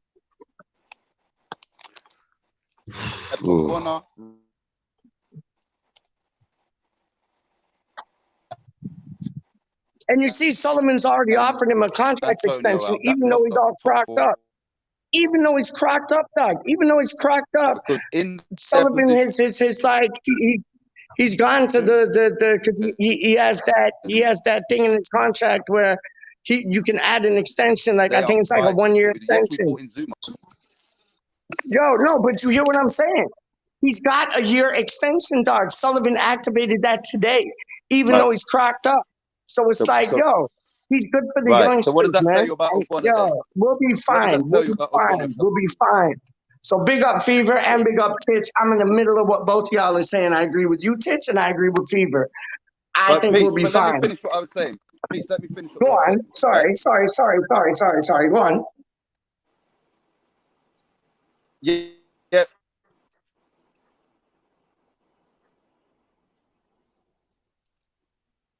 Can't hear you, dog. We can't lost either. here. Go on. Can you hear me? Yeah. No. Yeah. 100. So clearly, Ogbonna and Zuma is the first choice partnership. He's left-footed and he's a left-sided centre back. He's a specialist in his position. So clearly, if we don't have him, it's a major loss. There's no ifs, buts, or maybes. None of this. You know, I disagree. I it's a disagree. massive loss I for us. disagree. I think we're fine. Dog. I think we're fine. We have backup in that area. If it was left back, yeah, I'd be concerned. Center forward, yes, I'd be concerned. This area is one area where we are allowed to have an injury. We have backup All right, for this. Peach, let me ask you something, Peach. Who played in the Europa League as Go centre back? on. Who played in the Europa League? Who played? Come again? Who's Dawson the two centre backs? and Diaz. Right. So now who's going to be those two centre backs? Dawson and Zuma. Right. So now what we're doing, we're going into, you know, the people that should be getting rested. Now we have to play. It's a massive loss, and No, obvious. it's not. That's crazy. No, it's not. Because you go into the Europa, now you're playing Dawson and Diaz rather than Ogbonna or no. Now you're playing in the Europa you're playing Dawson and Diaz rather than Zuma or Diaz or Zuma and Dawson. So Zuma will still get that rest time. All right, Pete. Let me take out your deck chair and fill. Peach, let me just simplify it. Peach, let me simplify it. Would a car drive No, better with four wheels? What's that? Would a car drive better with four? We're fine, dog. We're fine. Trust me, we're fine. Zuma will still get his rest. We got Dawson and Diop who have been the pairing in Europe. So if something happens to one of them, then Rice drops back, Traw goes in the middle. If something happens to Rice, then like Traw's still there with Suchek, and then Baptiste comes in. We're fine in that position, dog. Mark my words. We haven't seen nothing. We haven't. Krul's paid 5 minutes for us. So how are we going to take our best midfielder out and put in someone that hasn't been tested? He's good. He has been tested. He's been tested. The fact in that Europa, you're saying put Rice there. Pete, well, the fact that you're saying put Declan Rice centre back tells you there's a problem with Ogbonna not being there. No, of course, no. What Of course there's a problem, but we got the backup. We got the backup, man. We got the backup, and that's Declan Rice's natural position. Like everybody says, oh, Ben Johnson, why is he playing on the left? He should be playing on the right. Well, this is Declan Rice's actual natural position, center half. So it's like, yo, we're fine. We're fine. Actually, Peach, I think you'll find that was Declan Rice's natural position. Well, why wouldn't it be now? Because he's grown into this central midfield. He's grown into the central midfield role so well that now the world's pundits are calling him one of the best in the world at it. They're not calling him one of the best. They're not calling him one of the best centre backs, are they? No, and I agree with that. But like, what's to say he drops back and then everybody's calling him the best centre half in the league? I wouldn't put that past him. I wouldn't put that past him. I wouldn't put Trawl and Suchek in the middle. I think that would you be prepared? Would you be prepared to sacrifice the best player in the world, or one of the best players in the world in his position?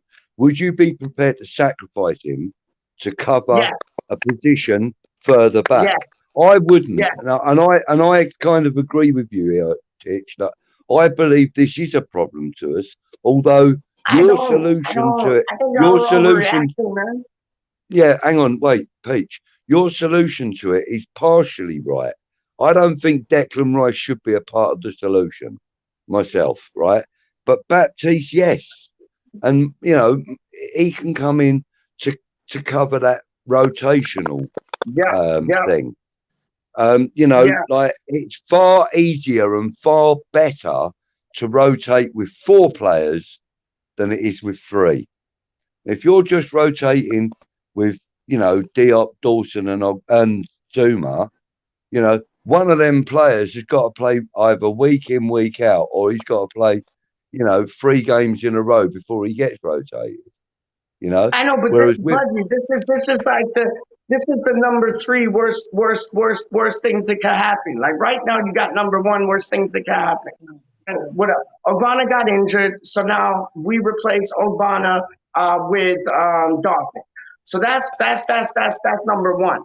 Number 2 is that we replace Dawson if he gets injured with Baptiste. If something happened to Baptiste, then Rice would drop back. That's like 3rd worst situation. I can't see it happening, but that's worst situation. Peach, I think we're going to be all right, honestly. Peach, you can't replace a missing wheel with a wheel that's already on that car. You have to use the spare, right? Yeah, no, hang on. That's the easiest way of putting it, and I think that's what Titch was trying to get to when we were losing. No, I know. I'm hearing all right. That. So what you've got to do is, because Ogbonna is out, we have now got to replace him. Yeah. Without looking at the other 3 central defenders we've got in our first team. We replaced him against the strongest team in Europe. Did he put a foot wrong? No. No. You're not getting the point. You're not getting the point, Peach. What's the point? Right? The point is, we now only have 3 central defenders that have got any Premiership or Euro experience. We've now got only 3. We need to have a 4th. It is imperative that we have that 4th man. But didn't it kind of work out at a proper time? Because like the January transfer window is only like a hop, skip, and a jump away. If this happened in August, yeah, I'd be concerned. If this happened in November, I'm not concerned. That's just my opinion. That's just me. I'm not putting it on anybody. That's just my opinion. I'm not concerned. A month and a half or so, we can buy somebody. You know what I mean? And I think we already have people in the unit to like come in and save the day like Superman things, man. Straight up. We've still got to have. I don't think it's about whether we're concerned we haven't or not. even heard have we? The question was from Titch. Do you think this is a big loss for West Ham? Now the answer for me is yes. It's a massive loss. I don't. Let me finish, please. Let me finish. No, I know. I'm just saying I don't. That's it. That's all I'm saying. I don't. 2 words. I'm not looking as a team. Can Dawson cover for him? Yes. But I'm looking at a squad point of view. At a squad point of view, it's a massive loss because we had 2 pairings we could use in any games, right? For the Premier League, for Europa, for Cup. Now we haven't. We're 1 down. And that is a loss. And if you think about the last 18 months of Bonner, I thought he should have been Hammer of the Year last year. He was fabulous. He was great. And I think we're going to miss him. And I think it wouldn't surprise me if Moyes moved in January to replace one. Yeah. I mean, the thing is, and I don't mean this to sound like I'm being condescending or that I don't like this other player, but I think that if that had been Dawson, sorry, not Dawson, Diop being injured and we'd lost him for the rest of the season, it wouldn't be such a hammer blow. Do you know what I mean? No. I think it would have been less of a hammer blow to lose Diop. Yeah, it's still a miss, but because of who it is, because it is Oggy, and the fact that he is so good at what he does, you know, he gets what is it, 8 goals a season with his head every time with his head, or it's probably 90% of his goals with his head. You know, from set pieces, the guy he's not irreplaceable, but he is a massive loss. I actually believe that because that was the answer. My answer to that question. Yeah, it's a massive loss. had it have been Diop, it wouldn't have been such a big loss. If it had been Zuma, it would have been just as I'll big, tell you in what, my opinion. Clive, what will happen is, if you scenario this, Dawson comes in, he done great against Liverpool when he came in for him. If he came in and had 2 bad games, 2 howlers of a game, everyone then will be saying, "Oh my God, what a massive loss Bonner is now." Yeah, yeah. It can be that fickle, can't it? It can change on just 2 games. Yeah, and we know that them howlers are inside Craig Dawson. They are, as we know. You know, can we have a look at the chat here? Look, what's that Frankie saying? Oggy is not just a good player; he's also a defensive leader for the club. Agreed. Charlie's saying it's a loss, but I describe it as a manageable loss for now, at least. Might end up being wrong. Well, yeah, it is manageable, like we said, but you know, it's still probably one of the biggest losses to have in that back four. You know, you wouldn't if you were told you have to lose one of your players. No. The biggest loss it wouldn't be left back. Bonner The that you biggest loss would choose. be left back, Fuzzy. Think about it, dog. The biggest loss would be left back. That would be the biggest loss. This is a loss we can manage, like Charlie Walsh said. It's manageable. It is manageable. Yeah. But it doesn't make the fact that we've now lost one of our talisman linchpin, you know, strongest defensive players in our squad. It doesn't make that any easier to swallow. Do you know what I mean? No. You know, yes, we can manage it. We can manage it, and David Moyes will manage it. But you know, it's still a bitter pill to swallow. Losing Ogbonna, you know, we don't want to lose Ogbonna. We don't want to lose Rice. We don't want to lose Souček. We don't want to lose Krez. We don't want to lose Antonio. We don't want to lose, you know, Bowen. We don't want to lose any of our strongest players, our starting 11. And he's one of our starting 11. So, you know, I consider it to be a massive loss. Bro. It's, you know, the fact that I don't see how it can be up for debate. If we lost Declan Rice and somebody's titled their video "No Rice, No Problem," once again, I think you'd be of the same opinion. Yeah. He's a cog in this, you know, very efficient machine right about now. Exactly. He's an essential part of that squad, Titch. Right. Exactly. And we've lost him. Now, look at the scenario then. What if we, you know, in 2 weeks' time lose another one out of that first team? Right. Fuck me. Then we're panicking. Then we're really panicking. So the less you can lose out of your first team squad, the better. Now there's a reason that Moyes brought in Dawson and Zuma, 2 centre halves. Now he's got 4. He wants 4. And it wouldn't surprise me now if he brought in another centre half come January, because you might not even see him going to play again this season. What I'm going to do? He will. He will. I'm going to do something that is clearly obvious, right? Just to prove a point right now. 1 minute, you lot carry on if you want, but I'm going to prove a point without actually. Let me go back to. We go Newcastle, first game. Right, here we go. Remember what I said in the video before? Johnson is an exception to this, is that the team picks itself. So Johnson is coming for Sufa. Other than that, we all know West Ham's starting team in the Premier League. Agreed or agreed? Yeah, easy. Yeah. Right. Newcastle away, Premier League. Ogbonna started. You know where I'm going with this, you lot, without having a look at Leicester at home. Ogbonna started. Do I carry on, or do we know where I'm going? Carry on. Yeah. In the Premier League, okay, West Ham v Palace. Ogbonna started. West Ham, Southampton v West Ham.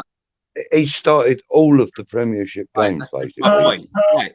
He's the only centre back that has started every Premier League, and this is without me looking at this, right? Well, this is West Ham centre back, yeah. Yeah, he's the only centre back for us that started every league game. So, right, yeah.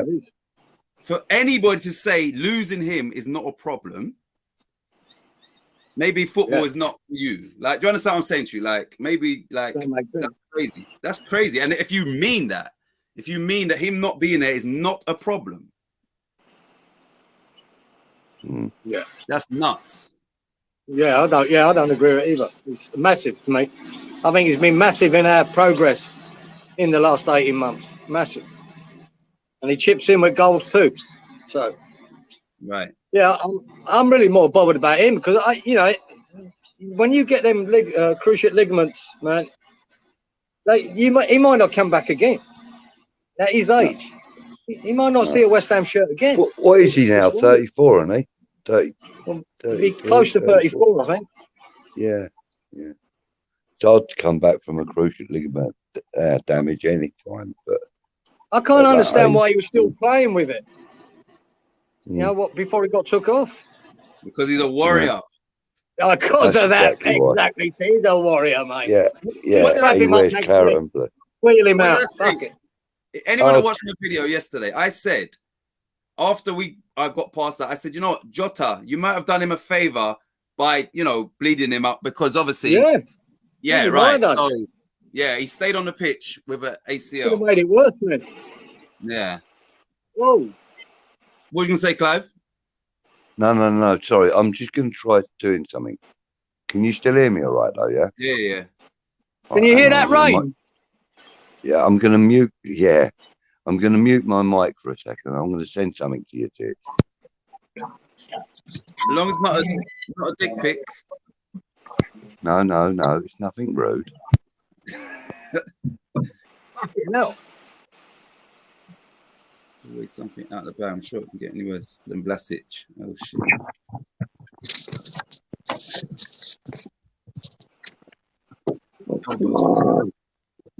Why can't we see all of that? But I imagine the text might come with it, Titch, but ignore the text. It's just the picture. See, I agree with Steve, man. Oh, no problem. I think y'all are tripping out. Y'all are tripping out, man. We have backup in this area. We don't have backup in left back. We don't have backup in striker. Then I'd be concerned. And the fact that like the January transfer window is like a hop, skip, and a jump away, I ain't worried. Man. I ain't worried at all. Let me ask my dad what he thinks. Hold on 1 second. I want to see. He'll probably agree with you guys.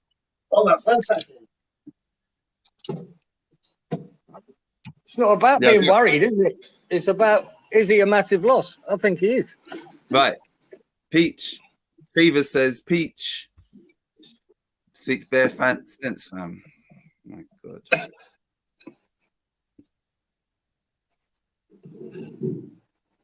Jesus Christ. That's why I love football. It's a game of opinions, obviously. But I just thought this was so clear that, yeah. Right. Hammerhead said, massive problem if we don't replace him. Yeah. That's what I'm saying. It's all right.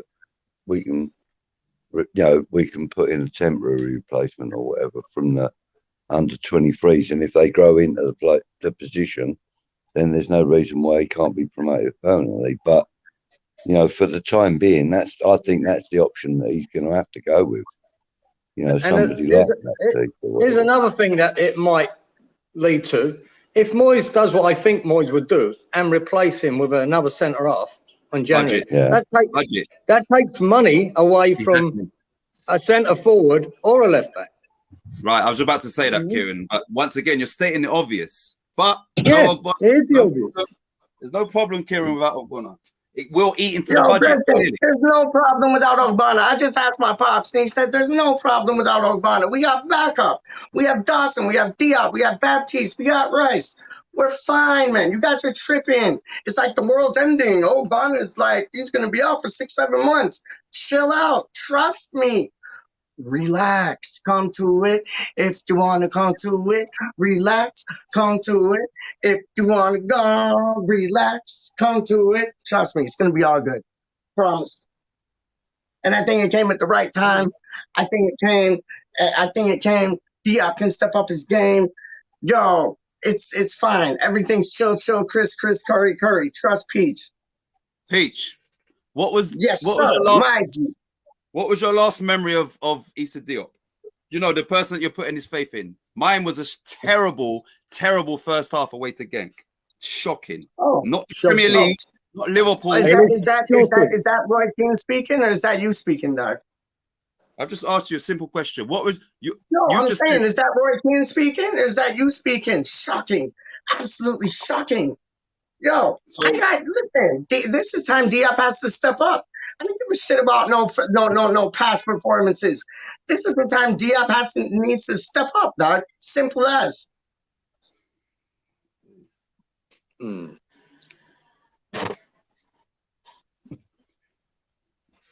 We've got we know with Ogbonna and Zuma.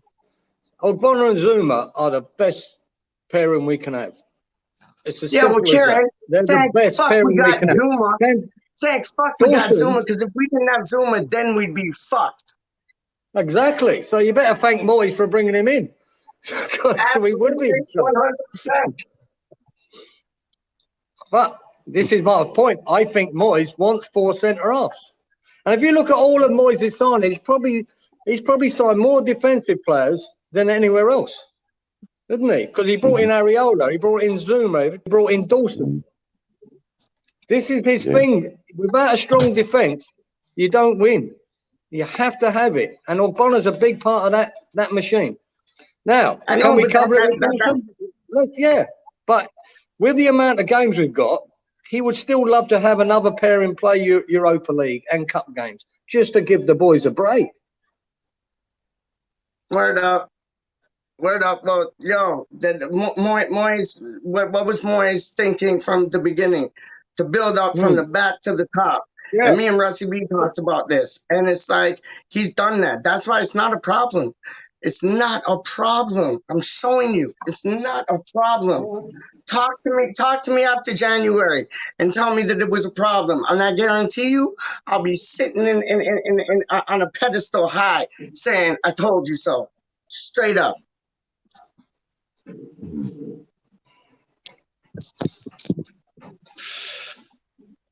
Why is the light all like? Hold on, sorry guys, my light's just all messed up.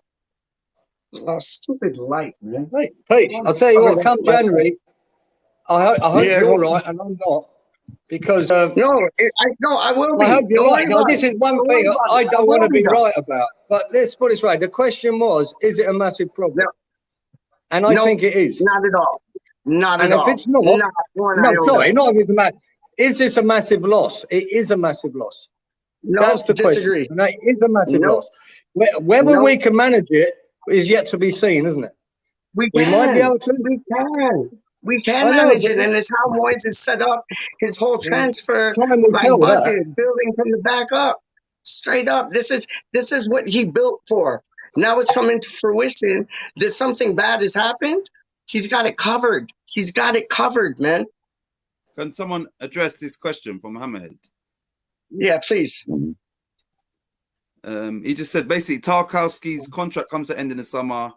If we can go in with a cheeky 7 to 10 million bid, we'd probably get him, or they'll lose him.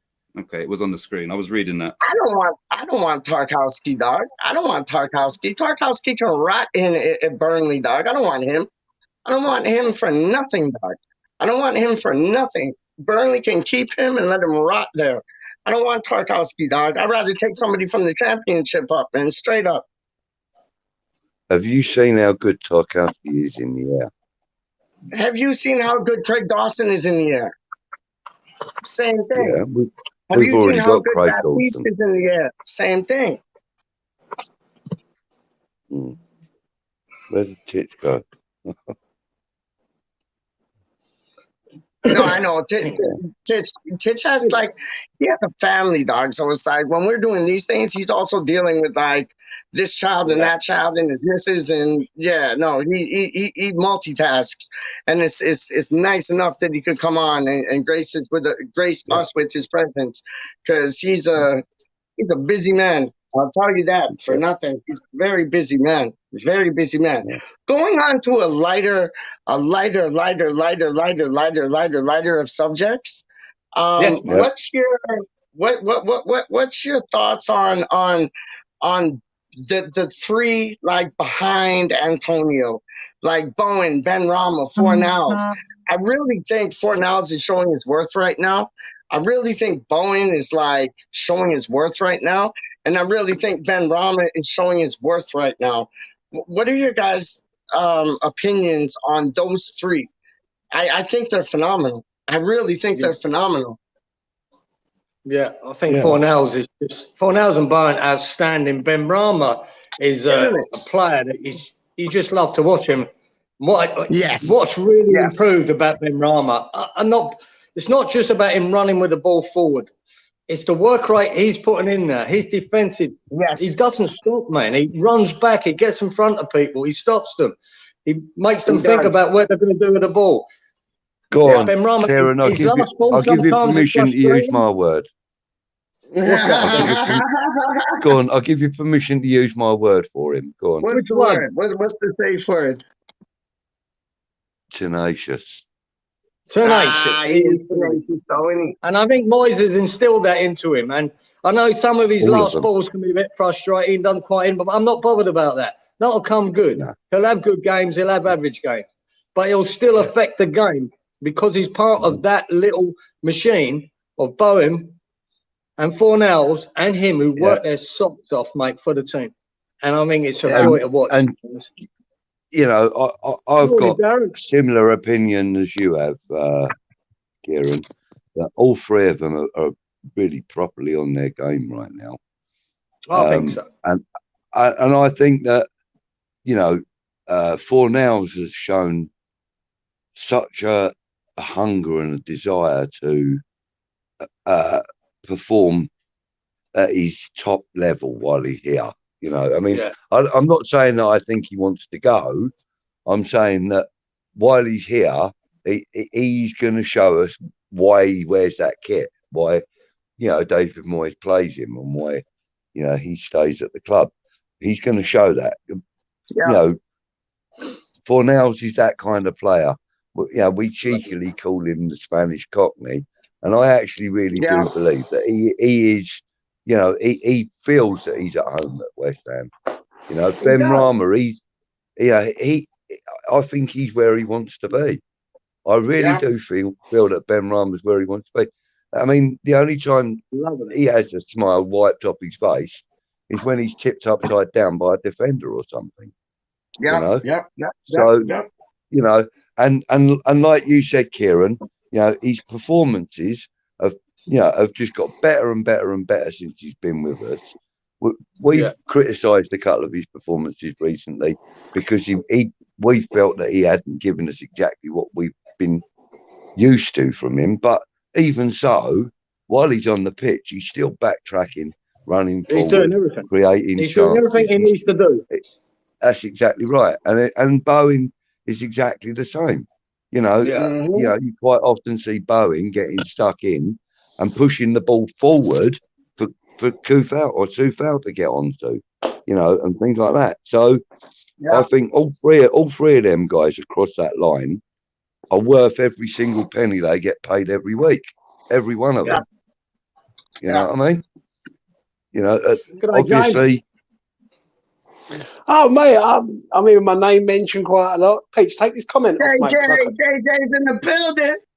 Yeah, Peach, can you take that comment off for us, mate? Just take the comment off. Blame me for fuck's sakes. Yeah, there's no other, so it's fine. It's going there. Yeah, but if you take it off, my head's like that. Oh, there is, mate. He's being choked. Being choked by the comment. I ain't taking shit off, Alex. Straight up. Let's go. Put a previous one on then. Well, no, I'll put Andy Miles. Massive. West Ham are massive. Everywhere we go. Everywhere we go. What are you boys worried about? Come on, talk to me. I'm worried about both of you. That's what I'm talking about, Fever. Right. That's what I'm talking about, homeboy. What, me? I'm worried about me. I'm worried about both of you, mate. I'll tell you. No, actually, right now, the point that we're making, James, is that even though it's a manageable loss, you know, losing Ogbonna is a manageable loss. We've got players that we can put in there and this and that. But because it is Ogbonna, and he's been so damn good for us over the last, you know, few seasons. Right. we feel that it's a massive loss in that respect, that we're losing one of our considered starting 11. You know, Yeah. But we lost him last year, gentlemen. We lost him in February, and we had no way of signing any other players. And basically, we coped. Like I said, it is. We're not talking about the coping side of it, though, James. Yeah, we will cope, and David Moyes will make sure that that happens.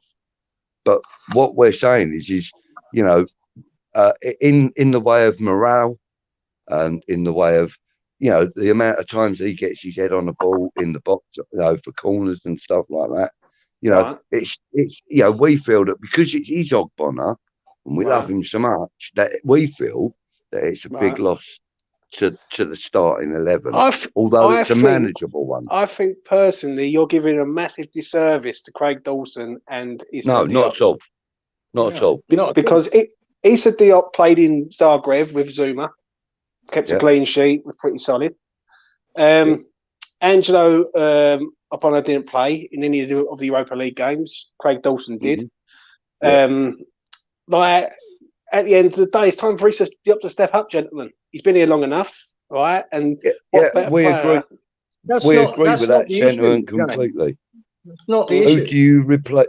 Like, if you promote, let's say, Craig Dawson to Ogbonna's starting place, which, let's be fair, it was Ogbonna's starting place in the Premiership. Right. So if you now going to use Dawson for that, you know, who do you replace Dawson with in the Europa League games and stuff? You know, but let's be honest. If we've got 2 games left in the Europa League, right? If we don't win that group with 2 games spare, there is something drastically wrong at this club, right? I'm sure that there's a youngster that can go in there who can do a good job. Even if Dawson and Diop go in there and do it for 1 game, and then you just flood it with youngsters in the final game against Zagreb. So I can see us getting out of it like that. Obviously, the Carabao Cup is going to be an issue because that's in December, right? But do you know what? But Dawson and Zuma for that game, I think, you know, if we want to progress in that competition. But if we lost Zuma, that's our strongest. If we lost Zuma, then I would say, right, I agree with everything everyone's saying.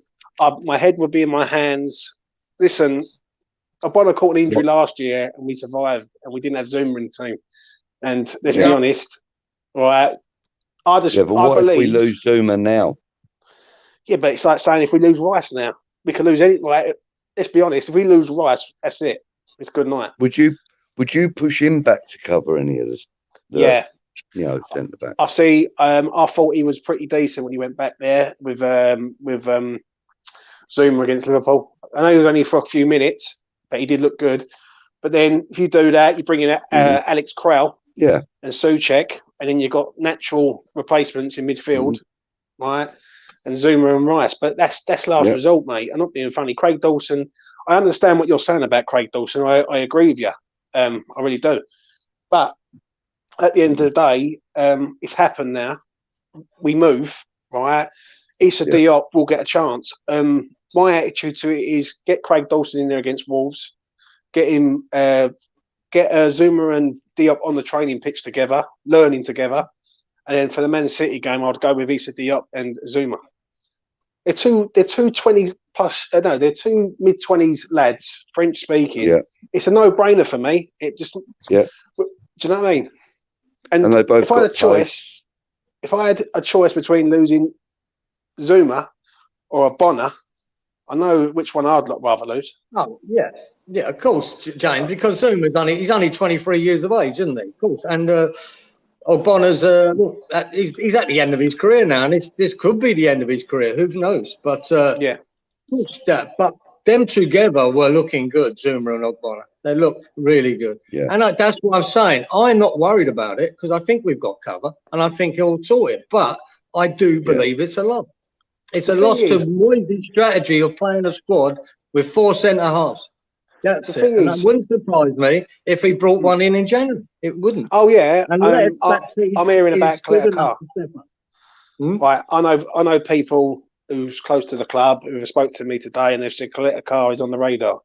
Now, he's the one from Marseille and they're looking at him. Yeah, we were linked with All him right, in the James. summer, Is that weren't we? is that a true sort of rumour? Well, everyone who's been there, who I've spoken to before, they've been pretty close to the club, and they've said that No. he's the Right, main. James. I've not Hmm? seen a lot of him. Have you yourself? You've seen him? Yeah, well, he played in the Euros, didn't he? He's not bad. Yeah, I remember his name. He's pretty decent player, but let's be honest, we don't know what they're like until they play in the Prem. No, that's true.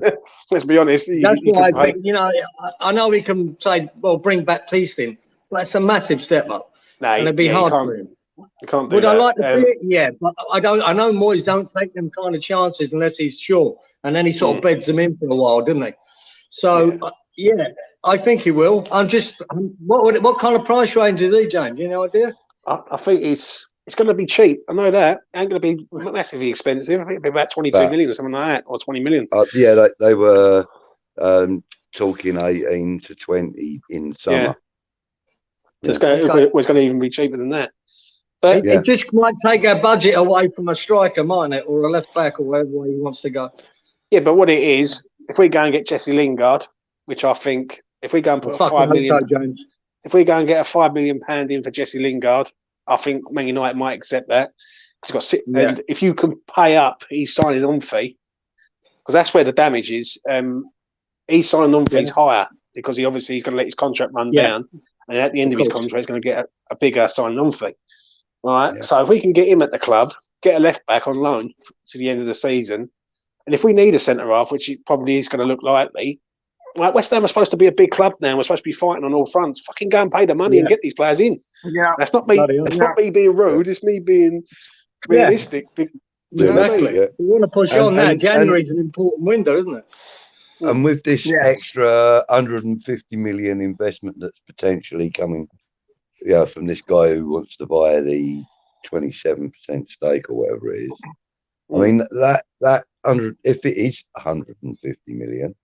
I mean, that pays off a load of debts and gets in players, doesn't it? Do you know what I mean? Or, it covers quite a lot of stuff, 150 million. Well, what's his name? Kaczynski or something? If he couldn't have picked the better game to come and watch West Ham, could he? Liverpool. They should be writing that check 10 minutes after that game, going, fuck yeah. That's it. Yeah. I've got every faith. That that we'll be all right. I don't know why. I just think we'll be all right. I wholeheartedly agree with that, James. You know what I mean? I think we're going to be all right. But the thing is, the point that I was making is that he's one of the club favourites. You know what I mean? He's been around for a few years now, and he's put in a great shift every time he goes out on the pitch. And for those reasons, for the nostalgic reasons, for the the love of the man. That's why, for me, it's a big loss. It's a loss because he's not going to be there with that presence on the pitch. Yeah, but then Kirk Zuma's there, and to me, agreed. And I got to be honest with you. Since Kirk Zuma came, I've actually been watching Zuma more than I have Ogbonna. Yeah, I mean, like for me. Because as you know, my brother he's a Chelsea fan, and he was a big fan of Zuma, and still is. And for ages he kept saying to me, Zuma's like just sitting on the bench rotting, or he's only getting 20 minutes here and there, or whatever. He gets to start when he gets to start, and he said he would be a perfect player for a club like West Ham. It's just, especially as you're starting to do really well now, and that was when we were like, I don't know, 9th or 10th in the league last season, before the end of the season when we dropped down a bit. And so at the moment we got Zuma, I've been watching him because my brother told me how good he is. And, he hasn't failed to impress me with his game so far, He's been pretty good all the way through. So he would be a massive loss for the club right now. Yeah, I think the question that really you need to ask, really, is not so much the player in Bonner we lost. Is Moyes going to change the system now? is he worried about changing the system now? Because that could happen. He could go, you know what? When we're up against decent sides, he might go a bit negative. But do you know what? Issa Diop and Dawson played against Manchester City. They kept Manchester City out. Issa Diop made one mistake in a game against Genk, and he's getting criticised, which to me is a bit harsh. When Craig Dawson's done a fucking hell of a lot more than Issa Diop, and he's been sent off last year.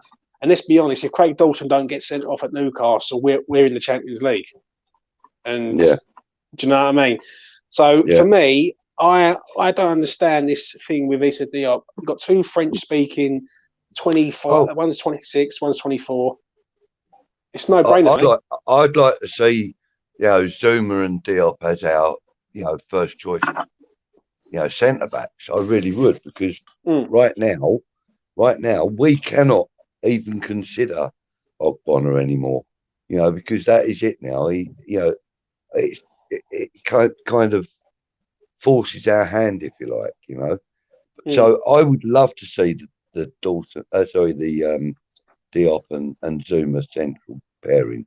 That would be that. I think that will be fruitful for us. Well, I'm going to say this to you: they've played together once this season. That was in Zagreb, and I thought that was pretty decent together in Zagreb. They was both solid. Diop looked a hell of a lot better player next to Zuma. And for me, it's just a no-brainer to me. I understand it with Dawson because I noticed it last year. Dawson starts off well and he runs out of steam. He starts running out. He starts running out of steam and starts not performing. But listen, everyone makes mistakes, right? Fucking hell, I can name loads of West Ham players over the years who's made mistakes and cost us games. But do you know what I mean? I'm not going to criticise Issa just yet until he's with Zuma. Agreed. And nor would I criticise Dawson either. Because although there is a calamity in him, 90% of the time he's a solid defender. If this was a month ago, if this was a month ago and we was in, and we was like, say, we just started in the Europa League, like the first two games, then I might have a bit of a different opinion.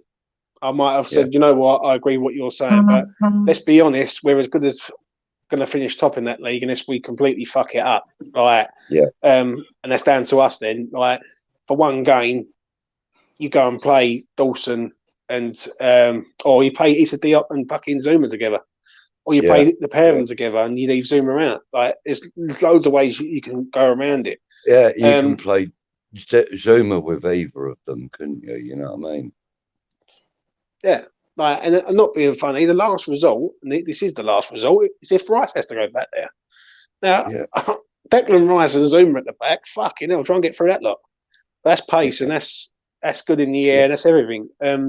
Obviously it ain't the solution, but there's options. That's the thing. Last year, I asked Kieran a question earlier. Right, I'll ask you the same question. Would you, as if you were the manager of the current West Ham squad, would you be willing to sacrifice arguably one of the best central midfielders in the world to push him back into defence? If we start competing for the title race, I'll fucking play him anywhere as long as we're winning games at the end of the day. This is why Alex Crowell's at this club, isn't it? Let's be honest, Alex Crowell has arrived, he hasn't played. And let's be honest, if you put Crowell and Souček together. But isn't he on loan, though? He's on loan. But Alex Crowell and Souček have played together for Czech Republic. They've played in the positions where Rice has played. And let's be honest here, Rice and Zuma at the back is very solid, very, very solid. And if it means, don't forget, it's only 9 games. I know it's not it don't sound a lot, but it's 9 games. And if you can rotate Rice out of there in certain games, like against other teams, then you go with Dawson or Diop. But for me, I think Issa Diop's the man, mate. I do. I don't believe he starts against Wolves. I believe it'd be Dawson and Zuma. But I want him on the training pitch, training up Issa with Zuma for the Man City game. That's the one that we've got to think of. I think when he brought in Zuma, I think Moyes sees the future as Zuma and Diop, but he weren't the future yet because of Bonner and Zuma were. So, but I do believe in the long term that's his goal, to get Diop up to speed, to get him up to scratch, and him and Zuma could be, if he does step up, Diop, we could have one of the best centre half pairings in the league. That's why I understand that. I understand what you're saying. I agree. It's the future, but Issa Diop's got to start performing now. Well, he does now because the things have changed, James. You're right. Now he has to start doing it quick, a bit sooner. Let's get you in. I think it's good for next season. I really do. I think he's looking at Zuma and Diop for next season when Bonner 34. I think that's what he was looking at. Now he has to come on a little bit earlier and do it, and I don't see why he can't either. I think he's a good player. I've said this for a long time. I said Issa Diop and Zuma are the key to it all. Bonner's good. Don't get me wrong, but when he's up against pace, he can get exposed. Bonner, he proved it against Brentford when he was up against Ivan Toney and Bermo, and he got fucking absolutely ruined. We can let people off because Issa Diop had a shit game against Genk.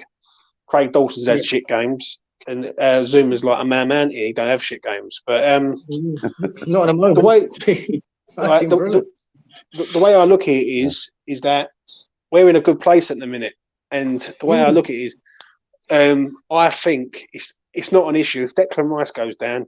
It's a fucking issue because you can't replace Declan Rice, or if Pablo Fornals goes down, or Bowen goes down. Then you're asking people to come in who like Vlasic and people like that who hasn't done anything. At least Issa's been here a long time. At least he knows the club. At least he knows the club. Yeah, he's been here long enough. Yeah. Do you know what I mean?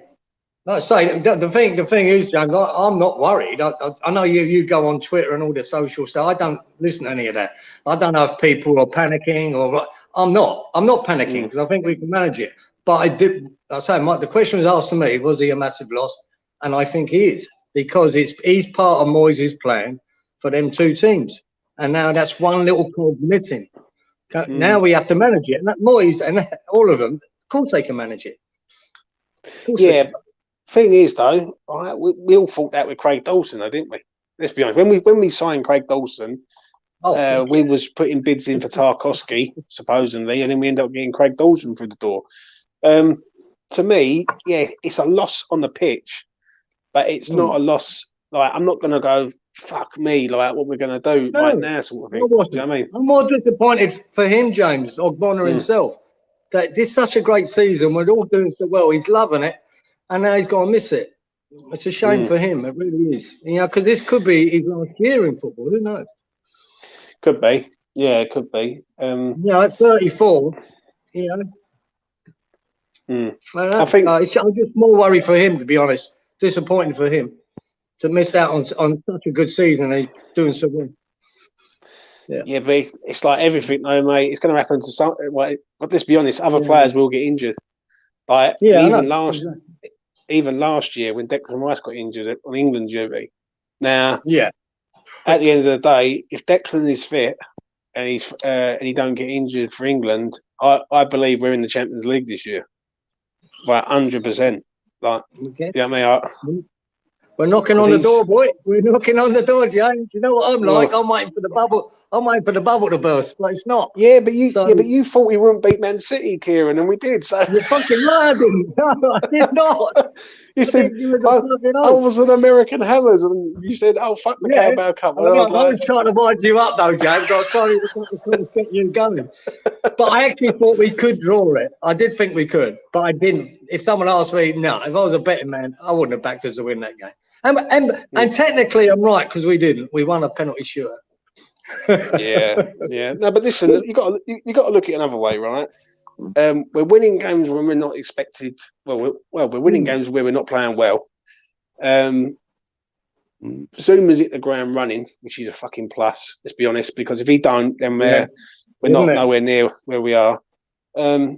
and there's a lot of togetherness in the team. Listen, I know Bonner's gone down, but I do believe West Ham are doing something special's happening this year. And the next 4 games will, for me, prove where we're at. If we beat Wolves, and then we've got Man City away, then we've got Brighton, and then we've got Chelsea, I think, in there and all. If we can get between 6 and 8 points out of that, I'll be over the moon. Anything more than that, I think we are challenging for the title. Yeah, 100%.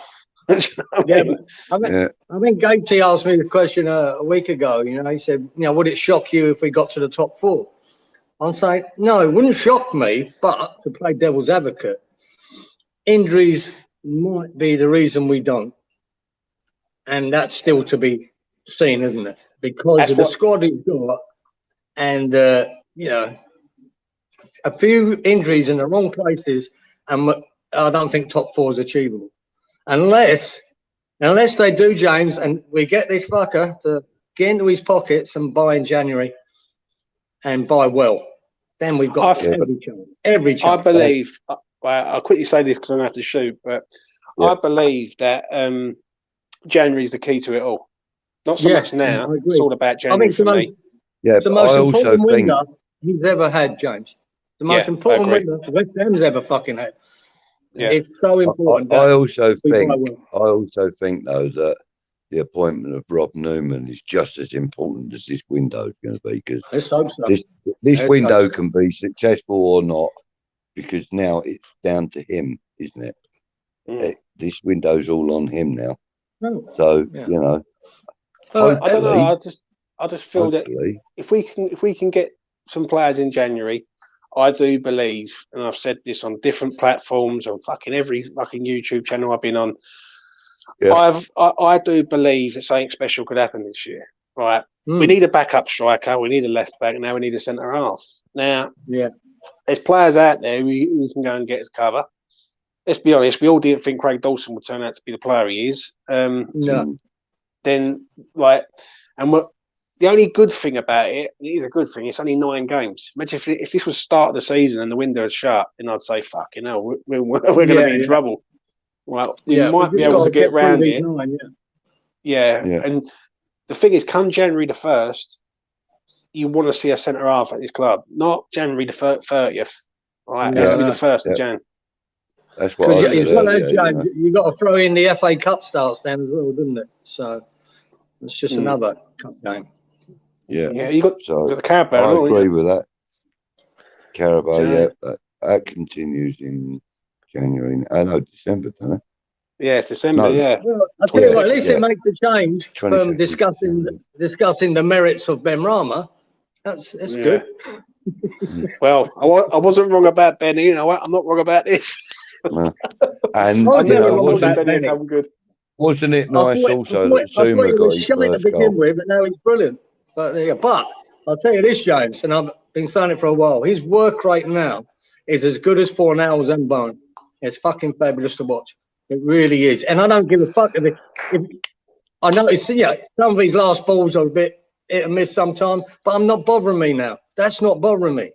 His contribution to that team as a squad is as good as anyone's. So I hope that continues. His effort. It's fantastic. And he's got a smile on his face. He's enjoying it. So he should be. I was saying how nice it was that Zuma's got his first goal for the club. Yeah, wouldn't it? Amazing to see his smile. It was a good goal too. Wasn't it a good goal? And now you know why they call him Happy. Tell you what, the ball in the corner from Bowen was fucking magnificent. He's been good with his delivery, hasn't he? He's been really good with his delivery, and Fornals' delivery from the other side. Yeah, I mean that's just sublime now. But James, how did you think you have been justified in your support of Ben Rama. I have to agree. This is going to shock you. Before I answer Kieran's question, I gave Pablo Fornals a 10 out of 10 performance on Sunday because I thought it was absolutely world class, mate. I must admit. Yeah, and he was my man of the match, mate. Yeah, he was. Listen, I've had the old love-hate relationship with Fornals, as people know me for a while through YouTube. But I must admit, I watched him on Sunday, and I thought he was fucking superb. I thought he scored a goal, he assisted a goal, his passing was good, his work rate was excellent. He was just 10 out of 10 for me, 100%. But, commanded his position beautifully, didn't he? Yeah, and he sort of pressed when he had to press, and he worked well with Antonio, and all of them played well though. Apart from Antonio, really, which is a bit. And I found that when Deck kind of drifted a little bit further forward, he dropped back a bit, kind of covered Declan a bit, which was good as well. You know, that was all part of his work. But do you know what? Do you know what with Antonio? And I said this on my channel. Yeah. So if Antonio gives us a 7 out of 10 performance, and Benrahma, Bowen, and Fornells give us 8s, 9s, and 10s, I think we'd all take that. Do you know what I mean? Yeah. We'd take that. Exactly. 100%. So, as much as Antonio probably weren't at his best, having said that, he's still part of that cog, isn't he? And them wheels turning. And he, with his battering runs there, you got to remember, he won 2 of them corners where we got 2 goals from. Yeah, he won them 2 corners. So that's what he gives to you. And we only had 3 corners in that game, and we scored from 2 of them. That was important. As the game panned out, it was very important. Yeah, I think the first half, though, we hit the bar. The first half, though, when he's running through, I was like, "What are you doing, mate?" Yeah, didn't you just laugh, James? That's our Antonio, though, isn't it? That's what we know. We love him for it. Fucking word on I know it's frustrating, but it's him. That's why he's not playing for fucking Liverpool, Man City, because he's just. You know what? Do you know what? If there was any one thing I would change about Antonio, is I would give him the legs off of Sam Maximin, and the ability to use them. Do you know what I mean? Yeah, he's a little less clumsy than Antonio. If he could sharpen up his feet a bit, Antonio would be unplayable. I agree. Unplayable. I agree. But do you know what? I'll quickly say this before I shoot. I understand it with the front 4 because they all work well together. But if we start scoring goals from set pieces, then we're going to be a false, mate. Because there's teams in the league who can't handle set pieces, and we've got some big lads in our team. Do you know what I mean? When you look at it, Antonio, he hasn't scored an header since fuck knows when. I don't know. I can't remember the last time he scored an header. But you got Rice, Souček, Zuma, Dawson, and you got even other players in there who can sort of come in. Even Ben Johnson, for instance, he's always throwing his body about in the box or just outside the box. So we've got some big lads in there, and at the end of the day, the next 4 will tell me where we're at. Are we? And I said it on my thing. I said, can West Ham win the league? I believe something's happening. Obviously, this is a setback, but this might even galvanise them. Look at it the other way. Look at the other side of the coin. They might think, right, come on, lads, we've got to keep going. Oggy's just got injured. We got a cover for him now, boys, and let's do it. And I just want to acknowledge. Sorry, go on, carry on. And I just feel that January is massive for that. I agree with what Kieran said, and I've said it and all. It's the biggest window in West Ham's history, I'd say. Yeah. I mean, that is no joke. I just want to acknowledge the people that are still in the chat. Epic, Hashtime, and Hammerhead, of course, and Helen, Ludlow, and Darren Higgins, all still in the chat. Well, I'm going to make a move, lads. But you take care. Right. All the best, mate. Take care. Cheers, James. Nice to see you again, buddy. Take care, all the best. And then there were 2 of us. Well, 2 and a half. Not us again. Fucking hell, mate. Yeah. I only popped on to say hello because you was going on with Gatesy and Pete. I only said 10 minutes. Yeah, I know. I know. That's it, mate. That's Where is he? Where is he eating again? Who knows? I don't know. Who knows, you know? And if we did enter a stream, it would keep going because Peach is linked up still. So,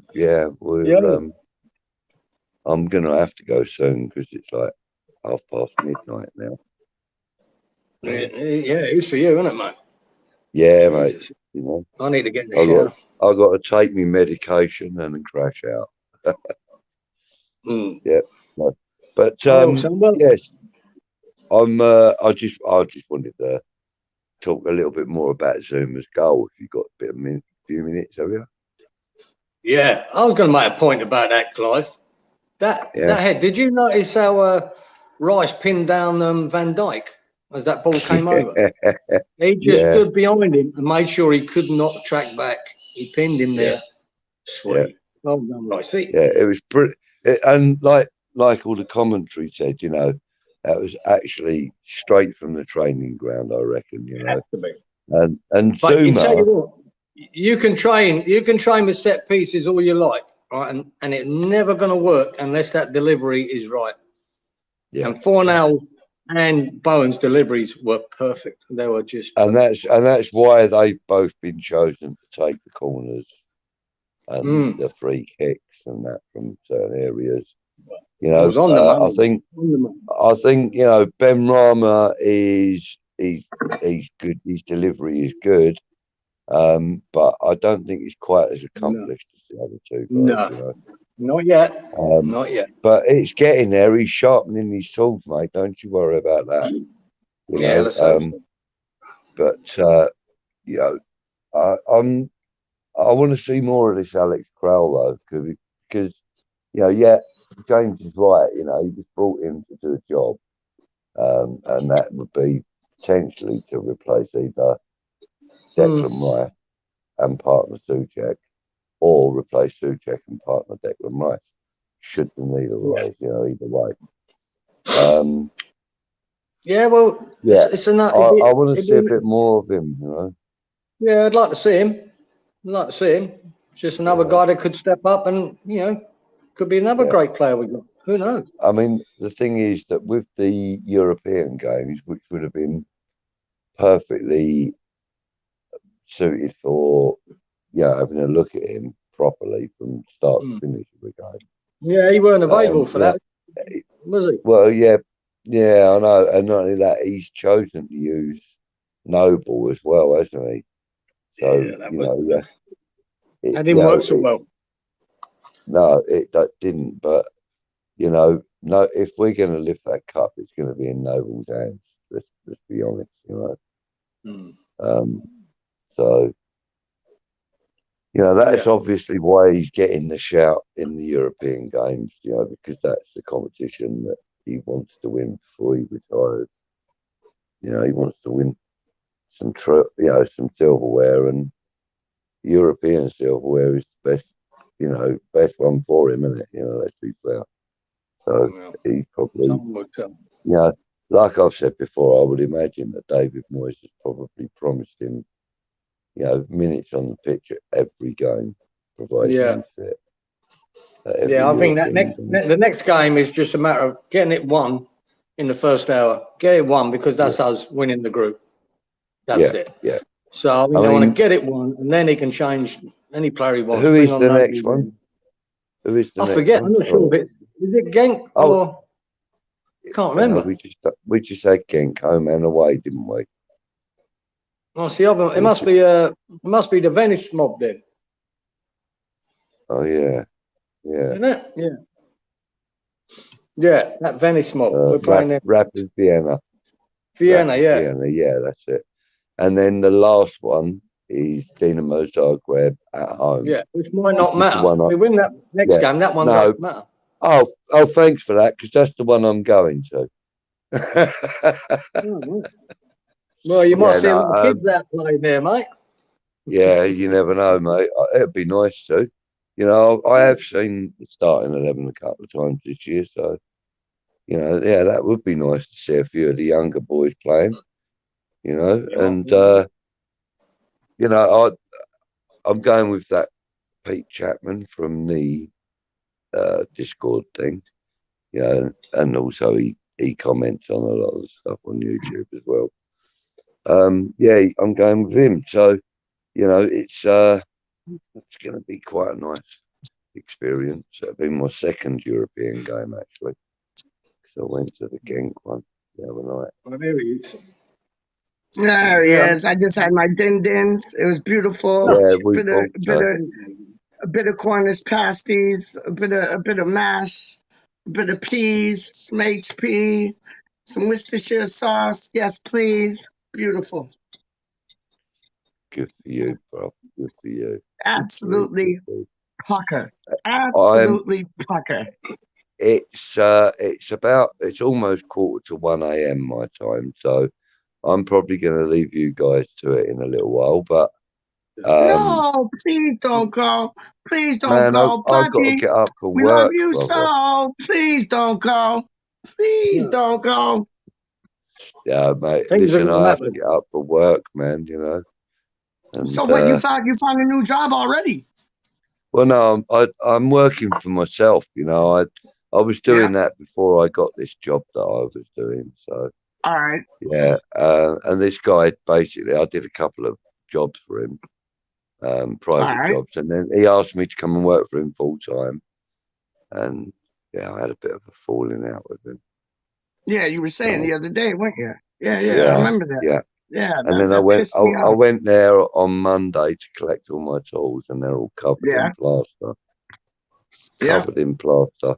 And I said to him, you know, if you mess about with my money, you know, I'm likely to phone up and shout at you. You know, you mess about with my tools, I'm going to come and open you up. Yeah, got him like a fish. So when he knew I was on my way to go and get the tools, he disappeared and left his one of his other blokes there to deal with me. And obviously I blew my stack and this and that, and yeah, so I got my tools and I spent about 4 hours cleaning off all my trowels and everything. Good for you. And I was angry though, man. Angry. Oh no, I can listen. That's just like a piss off situation, man. I've been there. It's you're working for. Go on. Yeah, no, I was just saying. Then that evening was the night I played darts. Monday evening. And it was when I West couldn't Ham throw won, a wasn't it? double. Yeah, and no, that was Sunday. I couldn't throw a dart on Monday. Well, I could throw. I mean, I was throwing good numbers, but I couldn't hit a double for love nor money. Not when I needed to, anyway. Because I remember when this all happened, and I knew you were playing darts, but I remember maybe it was the day after when we were in Europa, maybe in midweek, and I remember you saying like you watched like kind of out one side of your eye, but you couldn't really watch the whole thing because of what went on during the day and about them just taking you to go play with the traffic. That was that was last week sometime, wasn't it? That was the midweek. Midweek game last week. Yeah. No, I've been there before when you're doing nothing wrong.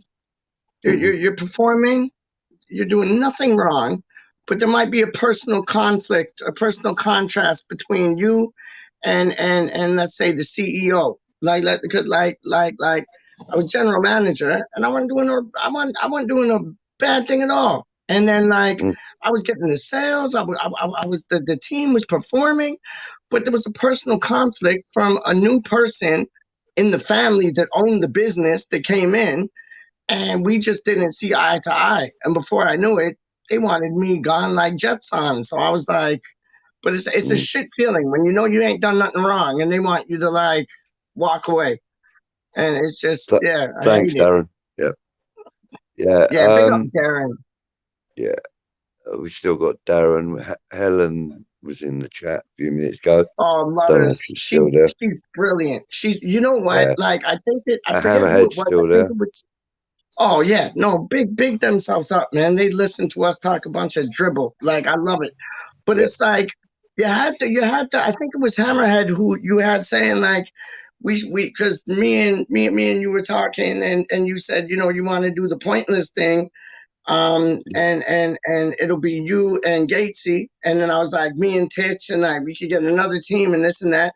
And what Russ does, he goes on this site called Kahoot.it, and he's able to do like family fortunes and those things. And I wouldn't mind like 1-2 days a night doing like a pointless or a chase, You know what I mean? Like the chase with Bradley Walsh or Pointless with the big tall boy and the dweeb, whoever hosts it.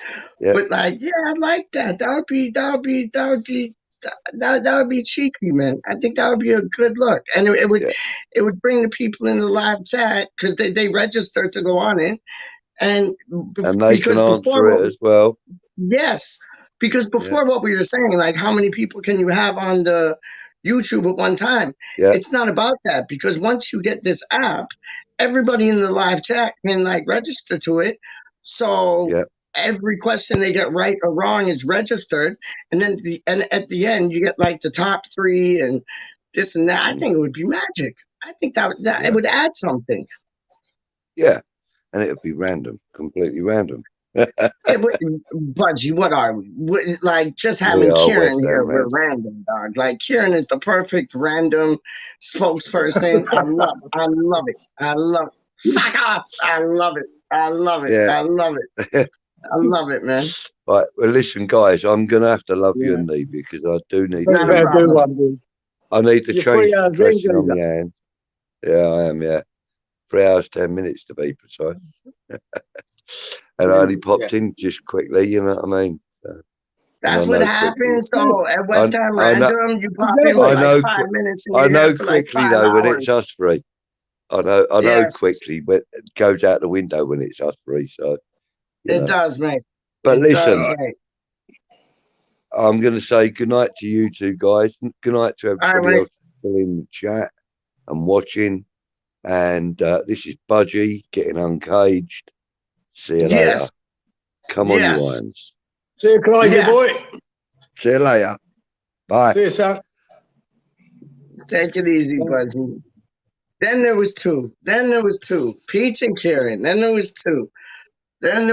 So what were your travels today? Because like right there now, it is 8, 9, 9, 9:45 in the morning. So you ain't really started your day, have you? It's changed now since them clocks changed. Yours.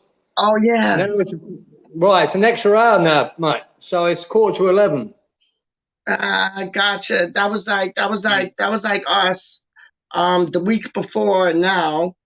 The UK clocks went back, but ours were still the same. So it's like instead of 5 hours, it was 4. You know what I mean? So yeah, I understand. Now, me and you are 15 hours now. Oh my days! Oh my days, my friend. But is it still raining there, pissing down, or it's kind of eased off a bit? The rain's gone. The sun is shining now, and this is where it gets really humid here. After a bit of rain, and then the sun hits. Yeah. The humidity goes up to about 90%. So I'm starting to feel it now. Like in it. Yeah, I remember, Karen, when we were in, me and my family went down to Barbados, and like they get those. I don't know if it's the same in Australia. You tell me. But like they get like torrential rain for like 10 minutes, and then it's gone. But then after it's gone, it's like it's heat wave. It's just humid. That's what I'm getting now. Yeah, that's how it goes here, man. Yeah. I didn't doubt it. So what do you got on the agenda for today, my man? I don't know. I've got to do a little bit of work around the house, cleaning up and that. I've been ignoring things. Go to shops. I do that too much. Yeah. I've got to get those shops and shit. So yeah, I'll have to do that soon, man. So who did England play? Like who did England play? Like I don't know either. I couldn't care. No, I'm not bothered. The only reason I watch him is because Russ is playing. If he ain't playing, I'm not that bothered. No, 100. I watch him because Russ and Lingard. I don't even know if Lingard's been called up, but I watch them because of Lingard and Rice. I don't think he got the call. What's that, mate? I don't think he got the call. No, I don't think. I think you're right. And then who was it? Somebody fell out. Somebody like fell back and they weren't able to play. And the perfect backup would have been Bowen, but he didn't get the call up, which I love because I don't want him going there. I'd rather him, like we said before, I'd rather him be on the training ground and brush green, putting 2 things in for West Ham. But yeah, I don't think Lingard got called up either. But after that, it's 2 weeks, isn't it? It's 2 weeks. Yeah, 2 weeks. So Wolves next. What's your outlook on that? Because Jimenez has started like coming to fruition. He started playing like we all know he can play. Besides that, definitely not worried about I'm him. not really scared of any of them. Yeah, not worried about him. I think we can go there and do a job. Simple. Don't see why not. Yeah, it's nuts, isn't it? Like it's all happening before our eyes, and like normally they say, you know, the best chance of success that you have is to beat the teams in and around you, and normally those are the Burnleys, those are the Watfords, those are the Norwiches. Now those are the Manchester Cities, those are the Liverpools, those are the Chelseas. Like it's but we can handle our own. We can handle our own. We can handle our own. What Darren put up there about the humidity. What's that? Yeah, Darren there, where he lives, he'd know all about humidity, mate. He'd know all about humidity in Thailand. Oh, I'll tell you, no joking. Like I know you guys probably get it a lot worse, but in the summertime in Canada, from like let's say July to August, because it is that short. But like from July to August, we get humidity, and it's dire. It is it's Kieran dire things. It's nuts, man. It's nuts. Like I'd rather see. That's why, like, I know you live in Brisbane, but are there any oceans near and around you or no? Yeah, I'm like half an hour away from the ocean. 20 minutes to the ocean. Okay, so you get the cool off of the ocean, yeah? Well, I'm not close enough for that because it's about 20-minute drive. I got you. 25-minute drive. Yeah, you know? got you. But when I lived on the coast, I used to live there, so it was a bit better when you had that sea breeze. Helped, but it's the night time that's bad, man. It doesn't cool down. It could be 33 degrees in the night, and it'd be 30, still 30 during the day and 30 degrees at night. You know. Yeah. And then you really need to sleep. You need aircon in your bedroom to sleep in the middle of summer. Oh yeah. Oh yeah. Yeah. No, because you just sweat like a pig, don't you, mate? Like it's when you live by like. Because I know that they used to shoot Big Brother at the place at the Gold Coast. Is that like on the coast, like right by the sea?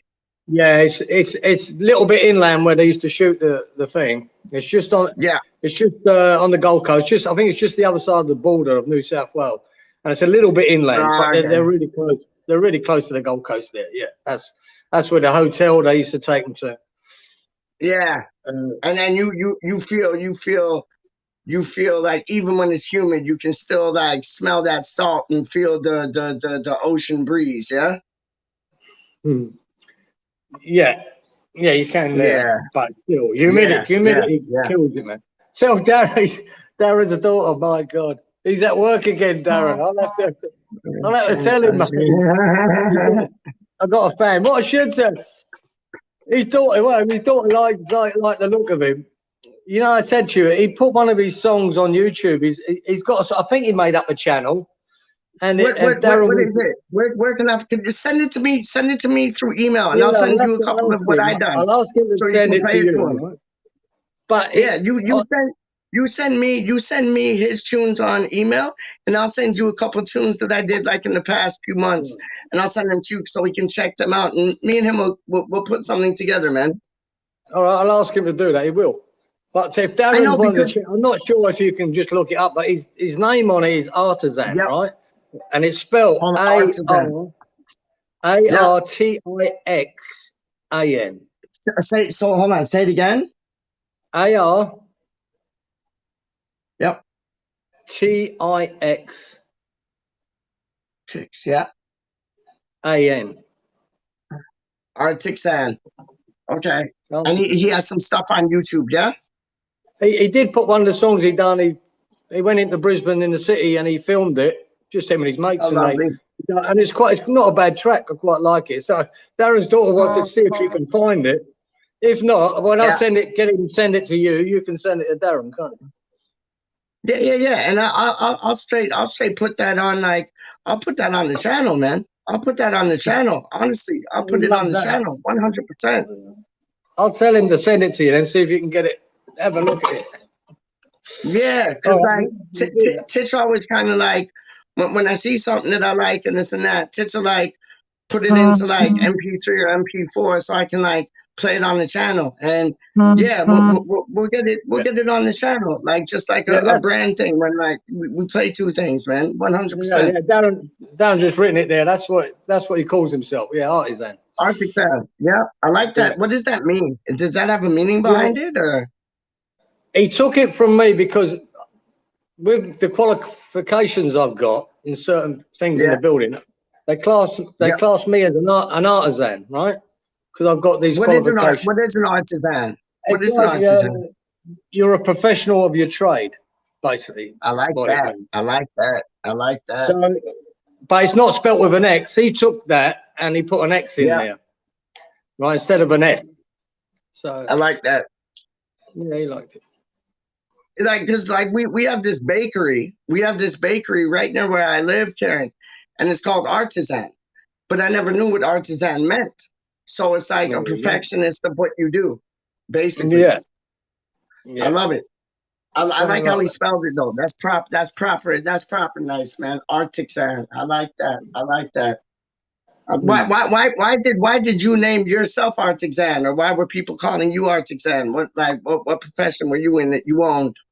I was sort of a carpenter by trade, but I learned a bit of road building, road construction and maintenance, and I've got a qualification for that. A couple of other things. And when I got the certificate, they just had artisan or this, you know. It doesn't mean anything. It doesn't really mean anything to me. No, I know, but it does mean that you're a perfectionist in what you do. You're a perfectionist and professional in what you do. That's big plays. That's big plays, man. So Wolves, bring on Wolves, bring on Wolves, bring on Jimenez, bring on the man, them. We'll do them in straight up, and that's another 3 points. Like, what are we at now? We're like, we're 17 points, or we're 20 points, 17, like to like comfort, like, and then once we get to like that 40 mark, we could just start taking the piss and like play with no fear. Nothing to like. We'll be playing with no fear. We'll have like basically no fear. We'll have no fear. We'll be playing with like nothing to lose. That's when you're going to see the best of us, and that's when I think the youngsters are going to skyrocket. Even the senior players, I think that's when they'll skyrocket too. I just hope they don't go full out. So like, there's injury here, injury there. Like, but I can't see that happening. No one's scared. The only thing that scares me is not the other teams. It's injuries. The only thing that scares me. What's that? I'm not scared of any of the other teams. I'm just scared of us picking up too many injuries. That's all I'm worried about. Yeah. And I'll always be worried about that because we normally do. Makes sense. Yeah. Because we are that team that, you know, we like we're that type of team where like Antonio, Bryce, and Fabianski or something gets injured all in the same match. So it's like we just can't let that happen. And I think fingers crossed, mate, it doesn't happen when we keep going. Yeah, 100%, man. It's if we bolster up, new era. It's a new day. I love it. Right, mate. I might have to shoot now. It goes up. What's that, mate? I might have to shoot in a second, mate. No, you do your thing. I'm gonna shoot too. I'm gonna come back on later on. So if you're around, feel free to come through. I'll send you the link. But send me the link. If I get my shit done, send me the link. If I get all my stuff done, then I might join you later. How long do you think that would take, honestly, like to get your shit done? Like 3, 4, 5 hours? Yeah. What time is it now? 3 hours. Hold up. 3 hours. Yeah, 3 hours. 8 to 8, 9, 10, 11, 12. You just come on when you want to come on, son. You do what you want to do. And no doubt. But I'm saying it's like it's noon where you are right now, yeah? Or close to noon or afternoon? No, 11 o'clock. It's 11 o'clock. 11 o'clock. Okay, so that's hold on. That's 8 Hold on, that's 8. That's 8 to 8, 12, 9, 10. Yeah, 14 hours. Okay, no doubt, man. So yeah, I'm looking at like 8, 9, 10, 11 o'clock my time, which be 11, 12, 13, 14, 15, be 3 o'clock your time. So yeah, I'll probably come on like 3 o'clock your time, my man. It's up to you, you got it. You do what you want to do, and then I'll say I'll be about then. So I'll keep looking for it, and if you're on, I'll pop in and say hello. Oh, brilliant! That's magic. Thank you for coming on tonight. It amazing as always. See that sun shining again, sir? You see that sun shining? Look at that, boy. Fuck off. That Peace was out, beautiful. brother. All right, yes, sir. WeStHaMRaNdoM. How you mean? Yes, sir. It's always a pleasure having Kieran in the party because it ain't the party. If Kieran ain't in the party, because how we party when we party hardy. This is how we got the ciders, the beers, the gins, the vodkas, the Bacardi. Straight up, man. I ain't even playing with you, man, because it's all about this, isn't it?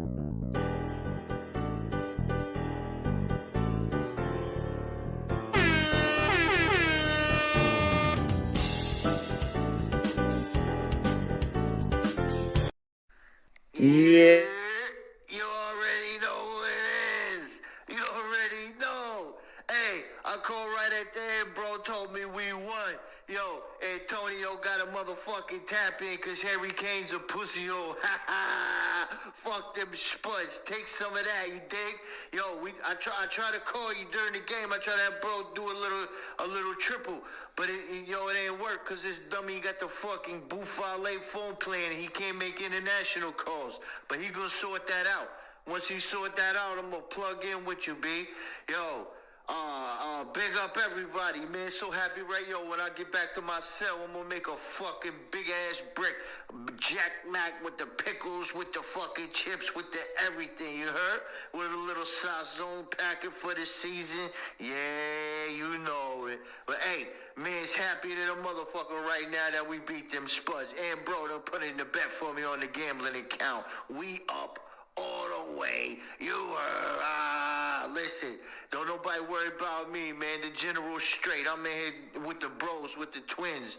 Listen, CB fine. Don't worry about me. Don't lose no sleep over me. My commissary on swole.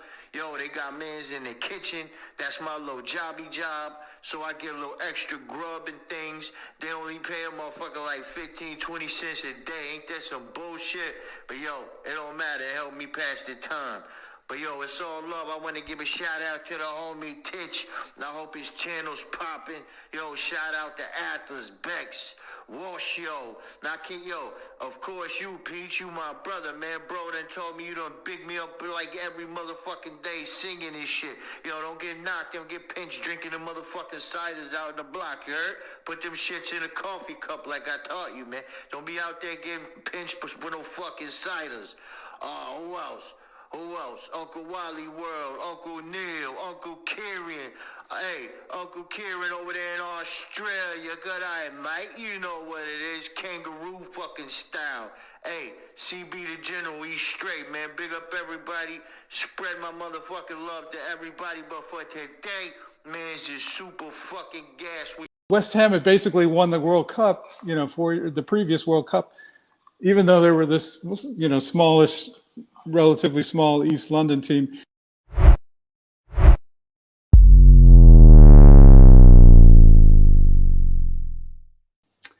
Right, so you ready, yeah?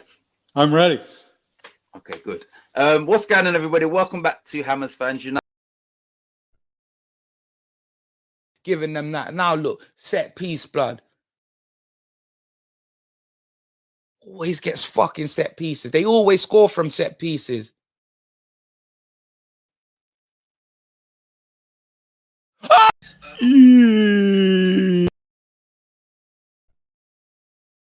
Giving them that. Now look, set piece, blood.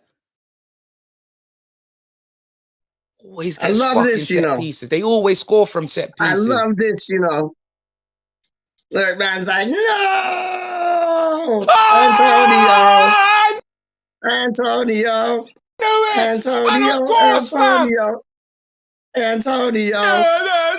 fucking... Yeah, that's right, dog. How you mean? Of course, man. Charlie will tell you.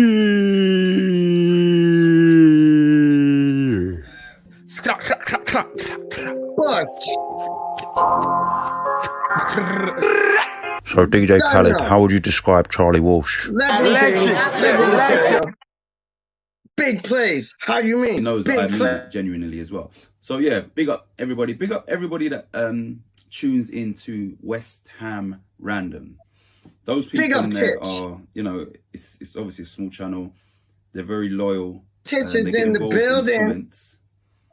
And you know, it's WeStHaMRaNdoM is it is a random channel, but the interaction Ham with is fans united, dog. Look at the border. For a channel so small, I'm not sure whether other channels have so small, so sincere. Yes, I'm part of WeStHaMRaNdoM, but I need to acknowledge the people that you know that tune in whenever Peach goes live or you know whenever we go live. So big up the supporters of WeStHaMRaNdoM. I'm not going to name individuals because you know I'm going to miss someone out accidentally, and I don't want to do that. So big up everybody that is a supporter of WeStHaMRaNdoM.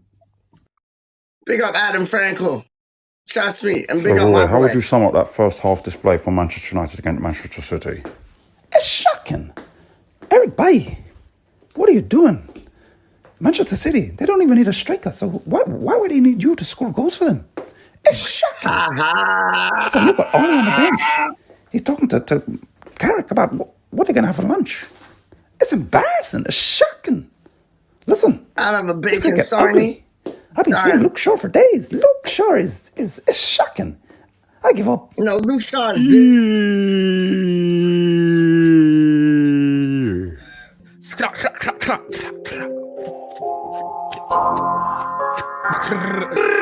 So, DJ Khaled, how would you describe Charlie Walsh?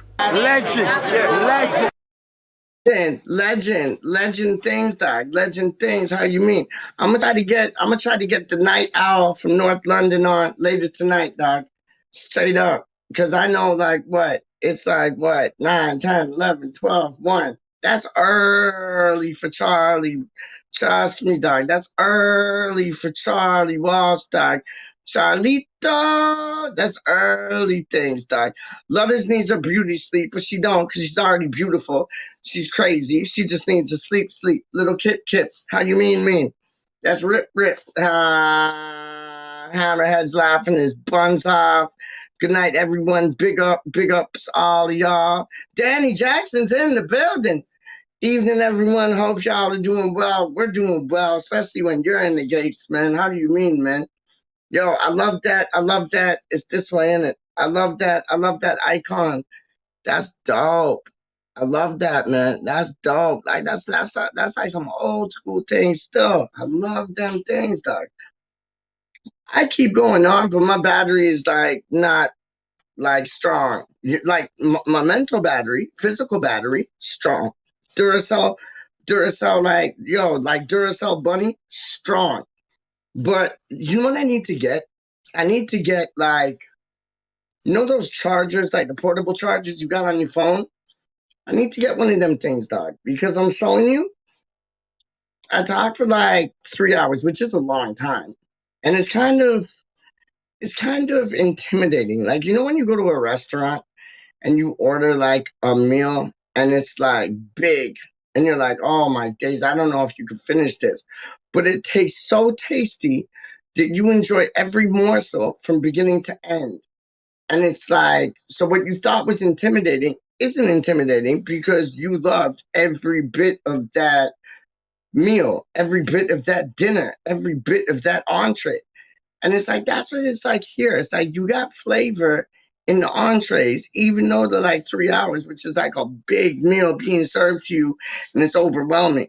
I get it.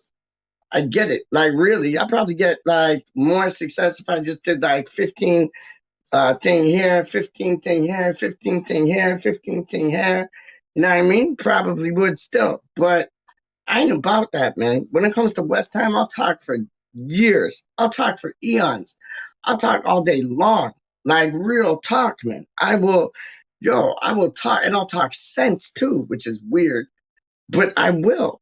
Because I love WeStHaM so much. It's it's a religion to me, man. Honestly, you can have your Christianity, you can like, okay, so YouTube, these are only my opinions. I'm not trying to force anything on nobody, so please don't like flag me or do this or do that. I'm just like talking my opinions. I'm not like like what I'm saying is it's not. I'm not trying to like put two things in two people's minds still, but I'm just saying like WeStHaM to me is like a religion, dog. Any and all of the religions, dog. WeStHaM is like a religion to me, dog. Like real things, man. Like my Bible is like, yo, any news that comes out on WeStHaM United, like that's what I read every day. You know what I mean? Straight up, that's what I read every day, dog. But yeah, my battery's like going low. I'm on the limbo, and go. So I'm gonna splurt for now. Splurt meaning jet meaning fly meaning leave meaning ride. So yeah, I'm gonna jet probably for like what? It's 8, like 1 o'clock your times. So I'll be back in like 2 hours. I'll be back in 2 hours. If y'all are down to come on, listen to me dribble, waffle, rabbit on. Yeah, feel free to come through. And if any of y'all want to like come through and say your two things, say your two piece, you're more than welcome, man. You're more than welcome, man. And hopefully between now and 3 o'clock, because it's 1, right? Like 9, 10, 11, 12. Well, 8 and 8 is 12. And then 13, 14, that's like, well, that's 14, isn't it? But it's like 2 o'clock in the morning, I think. Hold on. It's 8 o'clock here right now, am I right? Yeah. It's like just 10 after 8. So it's like it's 8 o'clock here right now, per se. Let's go with it. Let's run with it. Let's do it. So it's like basically 8 o'clock here. So you got 9, 10, 11, 12, 1. So it's 1 o'clock where you guys are at, right? So it's like 1 o'clock, 2 o'clock, 3 o'clock, rock, 5 o'clock, 6 o'clock, 7 o'clock, rock, 8 o'clock, 9 o'clock, 10 o'clock, rock. We're going to rock around. We're going to rock around what? What does he say? We're going to rock around tonight. We're going to rock around. What does he say, dog? 1 o'clock, 2 o'clock, 3 o'clock, 4, 5 o'clock, 6 o'clock, 7 o'clock, more, 8 o'clock, 9 o'clock, 10 o'clock, more. We're going to rock around. What are they rocking around? We're going to rock around the ball tonight. We're going to rock around the dance tonight. We're going to rock around the streets tonight. We're going to rock around I don't know what he says. I forget that, 1 o'clock, 2 o'clock, 3 o'clock, 4, 5 o'clock, 6 o'clock, 7 o'clock, more, 8 o'clock, 9 o'clock, 10 o'clock, more. We're going to rock around tonight. What are they rocking around, dog? I forget what they rock around. We're going to rock around, clock. It's clock, isn't it? We're going to rock around the clock tonight. Stupid. Of course it's clock. Stupid. 1 o'clock, 2 o'clock, 3 o'clock, 4, 6 o'clock, 7 o'clock, 10 o'clock, more, 11 o'clock, 12 o'clock, 1 o'clock, more. We're going to rock around the clock tonight. When the clock does stop, we're gonna rock around the clock tonight. We're gonna rock till something morning's bright. We're gonna rock around the clock tonight. I got a better one. What was it, man? It was like Antonio. It was like Antonio. What did he do? And I made up a chant. It was dope too, It was dope. It was fire. Antonio. At your front doors. Scoring goals. Antonio. At your front door. What's the next one? Scoring goals. And so our center forward, Antonio. Scoring goals. Mr. Balloon Dior. Antonio. Antonio, it's your front doors, scoring goals. Antonio, It's your front doors. It's your front doors. It's your center forward, Antonio. It's your front doors. It's your front doors, Mr. Balloon Dior, Antonio. It's your front doors, Antonio. It's your front doors. It's your front doors. Scoring goals, Antonio. It's your front doors. It's your front doors. Our center forward, Antonio. It's your front doors. It's your front doors. Balloon Dior, Antonio. It's your front doors, Antonio. I got to work on it, but I like that. I like that. I think that would be a hit still, you know. Like, not for no tune thing, just for some chat thing. Thought about that the other day, just off the cuff. Straight up. Let me see what people are saying. Good night, Peaches. Yes, Roy. Big up your blood clot self, dog. You lot are all beautiful in the chat. Karma is beautiful. It is. It is. It's brilliant, isn't it? I'll be back. See you later. Thank you, Danny Jackson. You're a G. Rock around the clock. Yeah, eventually figured it out. Stupid me, man. Rock around the clock until broad daylight. We're gonna rock around the clock tonight. All right, I'll let y'all go. Charge up my phone. I will see you in 2 hours. Be here, or be there, or be here, or be there. But I'll be here. You get what I'm saying? Big up all of y'all in the live chat, man. Danny, Roy, Hammerhead, Darren, Dazza, Lutters, big yourself up. How do you mean? Original G. Andy Miles. Miles's in the building. Epic Hashtime, of course. What a man. Hold up. Eats when he's on TV. My brethren, Fat Boy Thief. You don't know. Hold up. Andy Miles. Yeah, done said it. Yo, big up Budgie, big up Clive. Well, Clive is Budgie, so big up Budgie and Clive at the same time. Big up Kieran, big up Titch. Trust me, big up A-Top lad, Mr. Charlito. How do you mean? Always. Look at Milesy. Yes, Peach, my G. I love that. Man. How do you mean, man? That's dope. Big up Luke, evening ladies, afternoon ladies, morning ladies. You done know.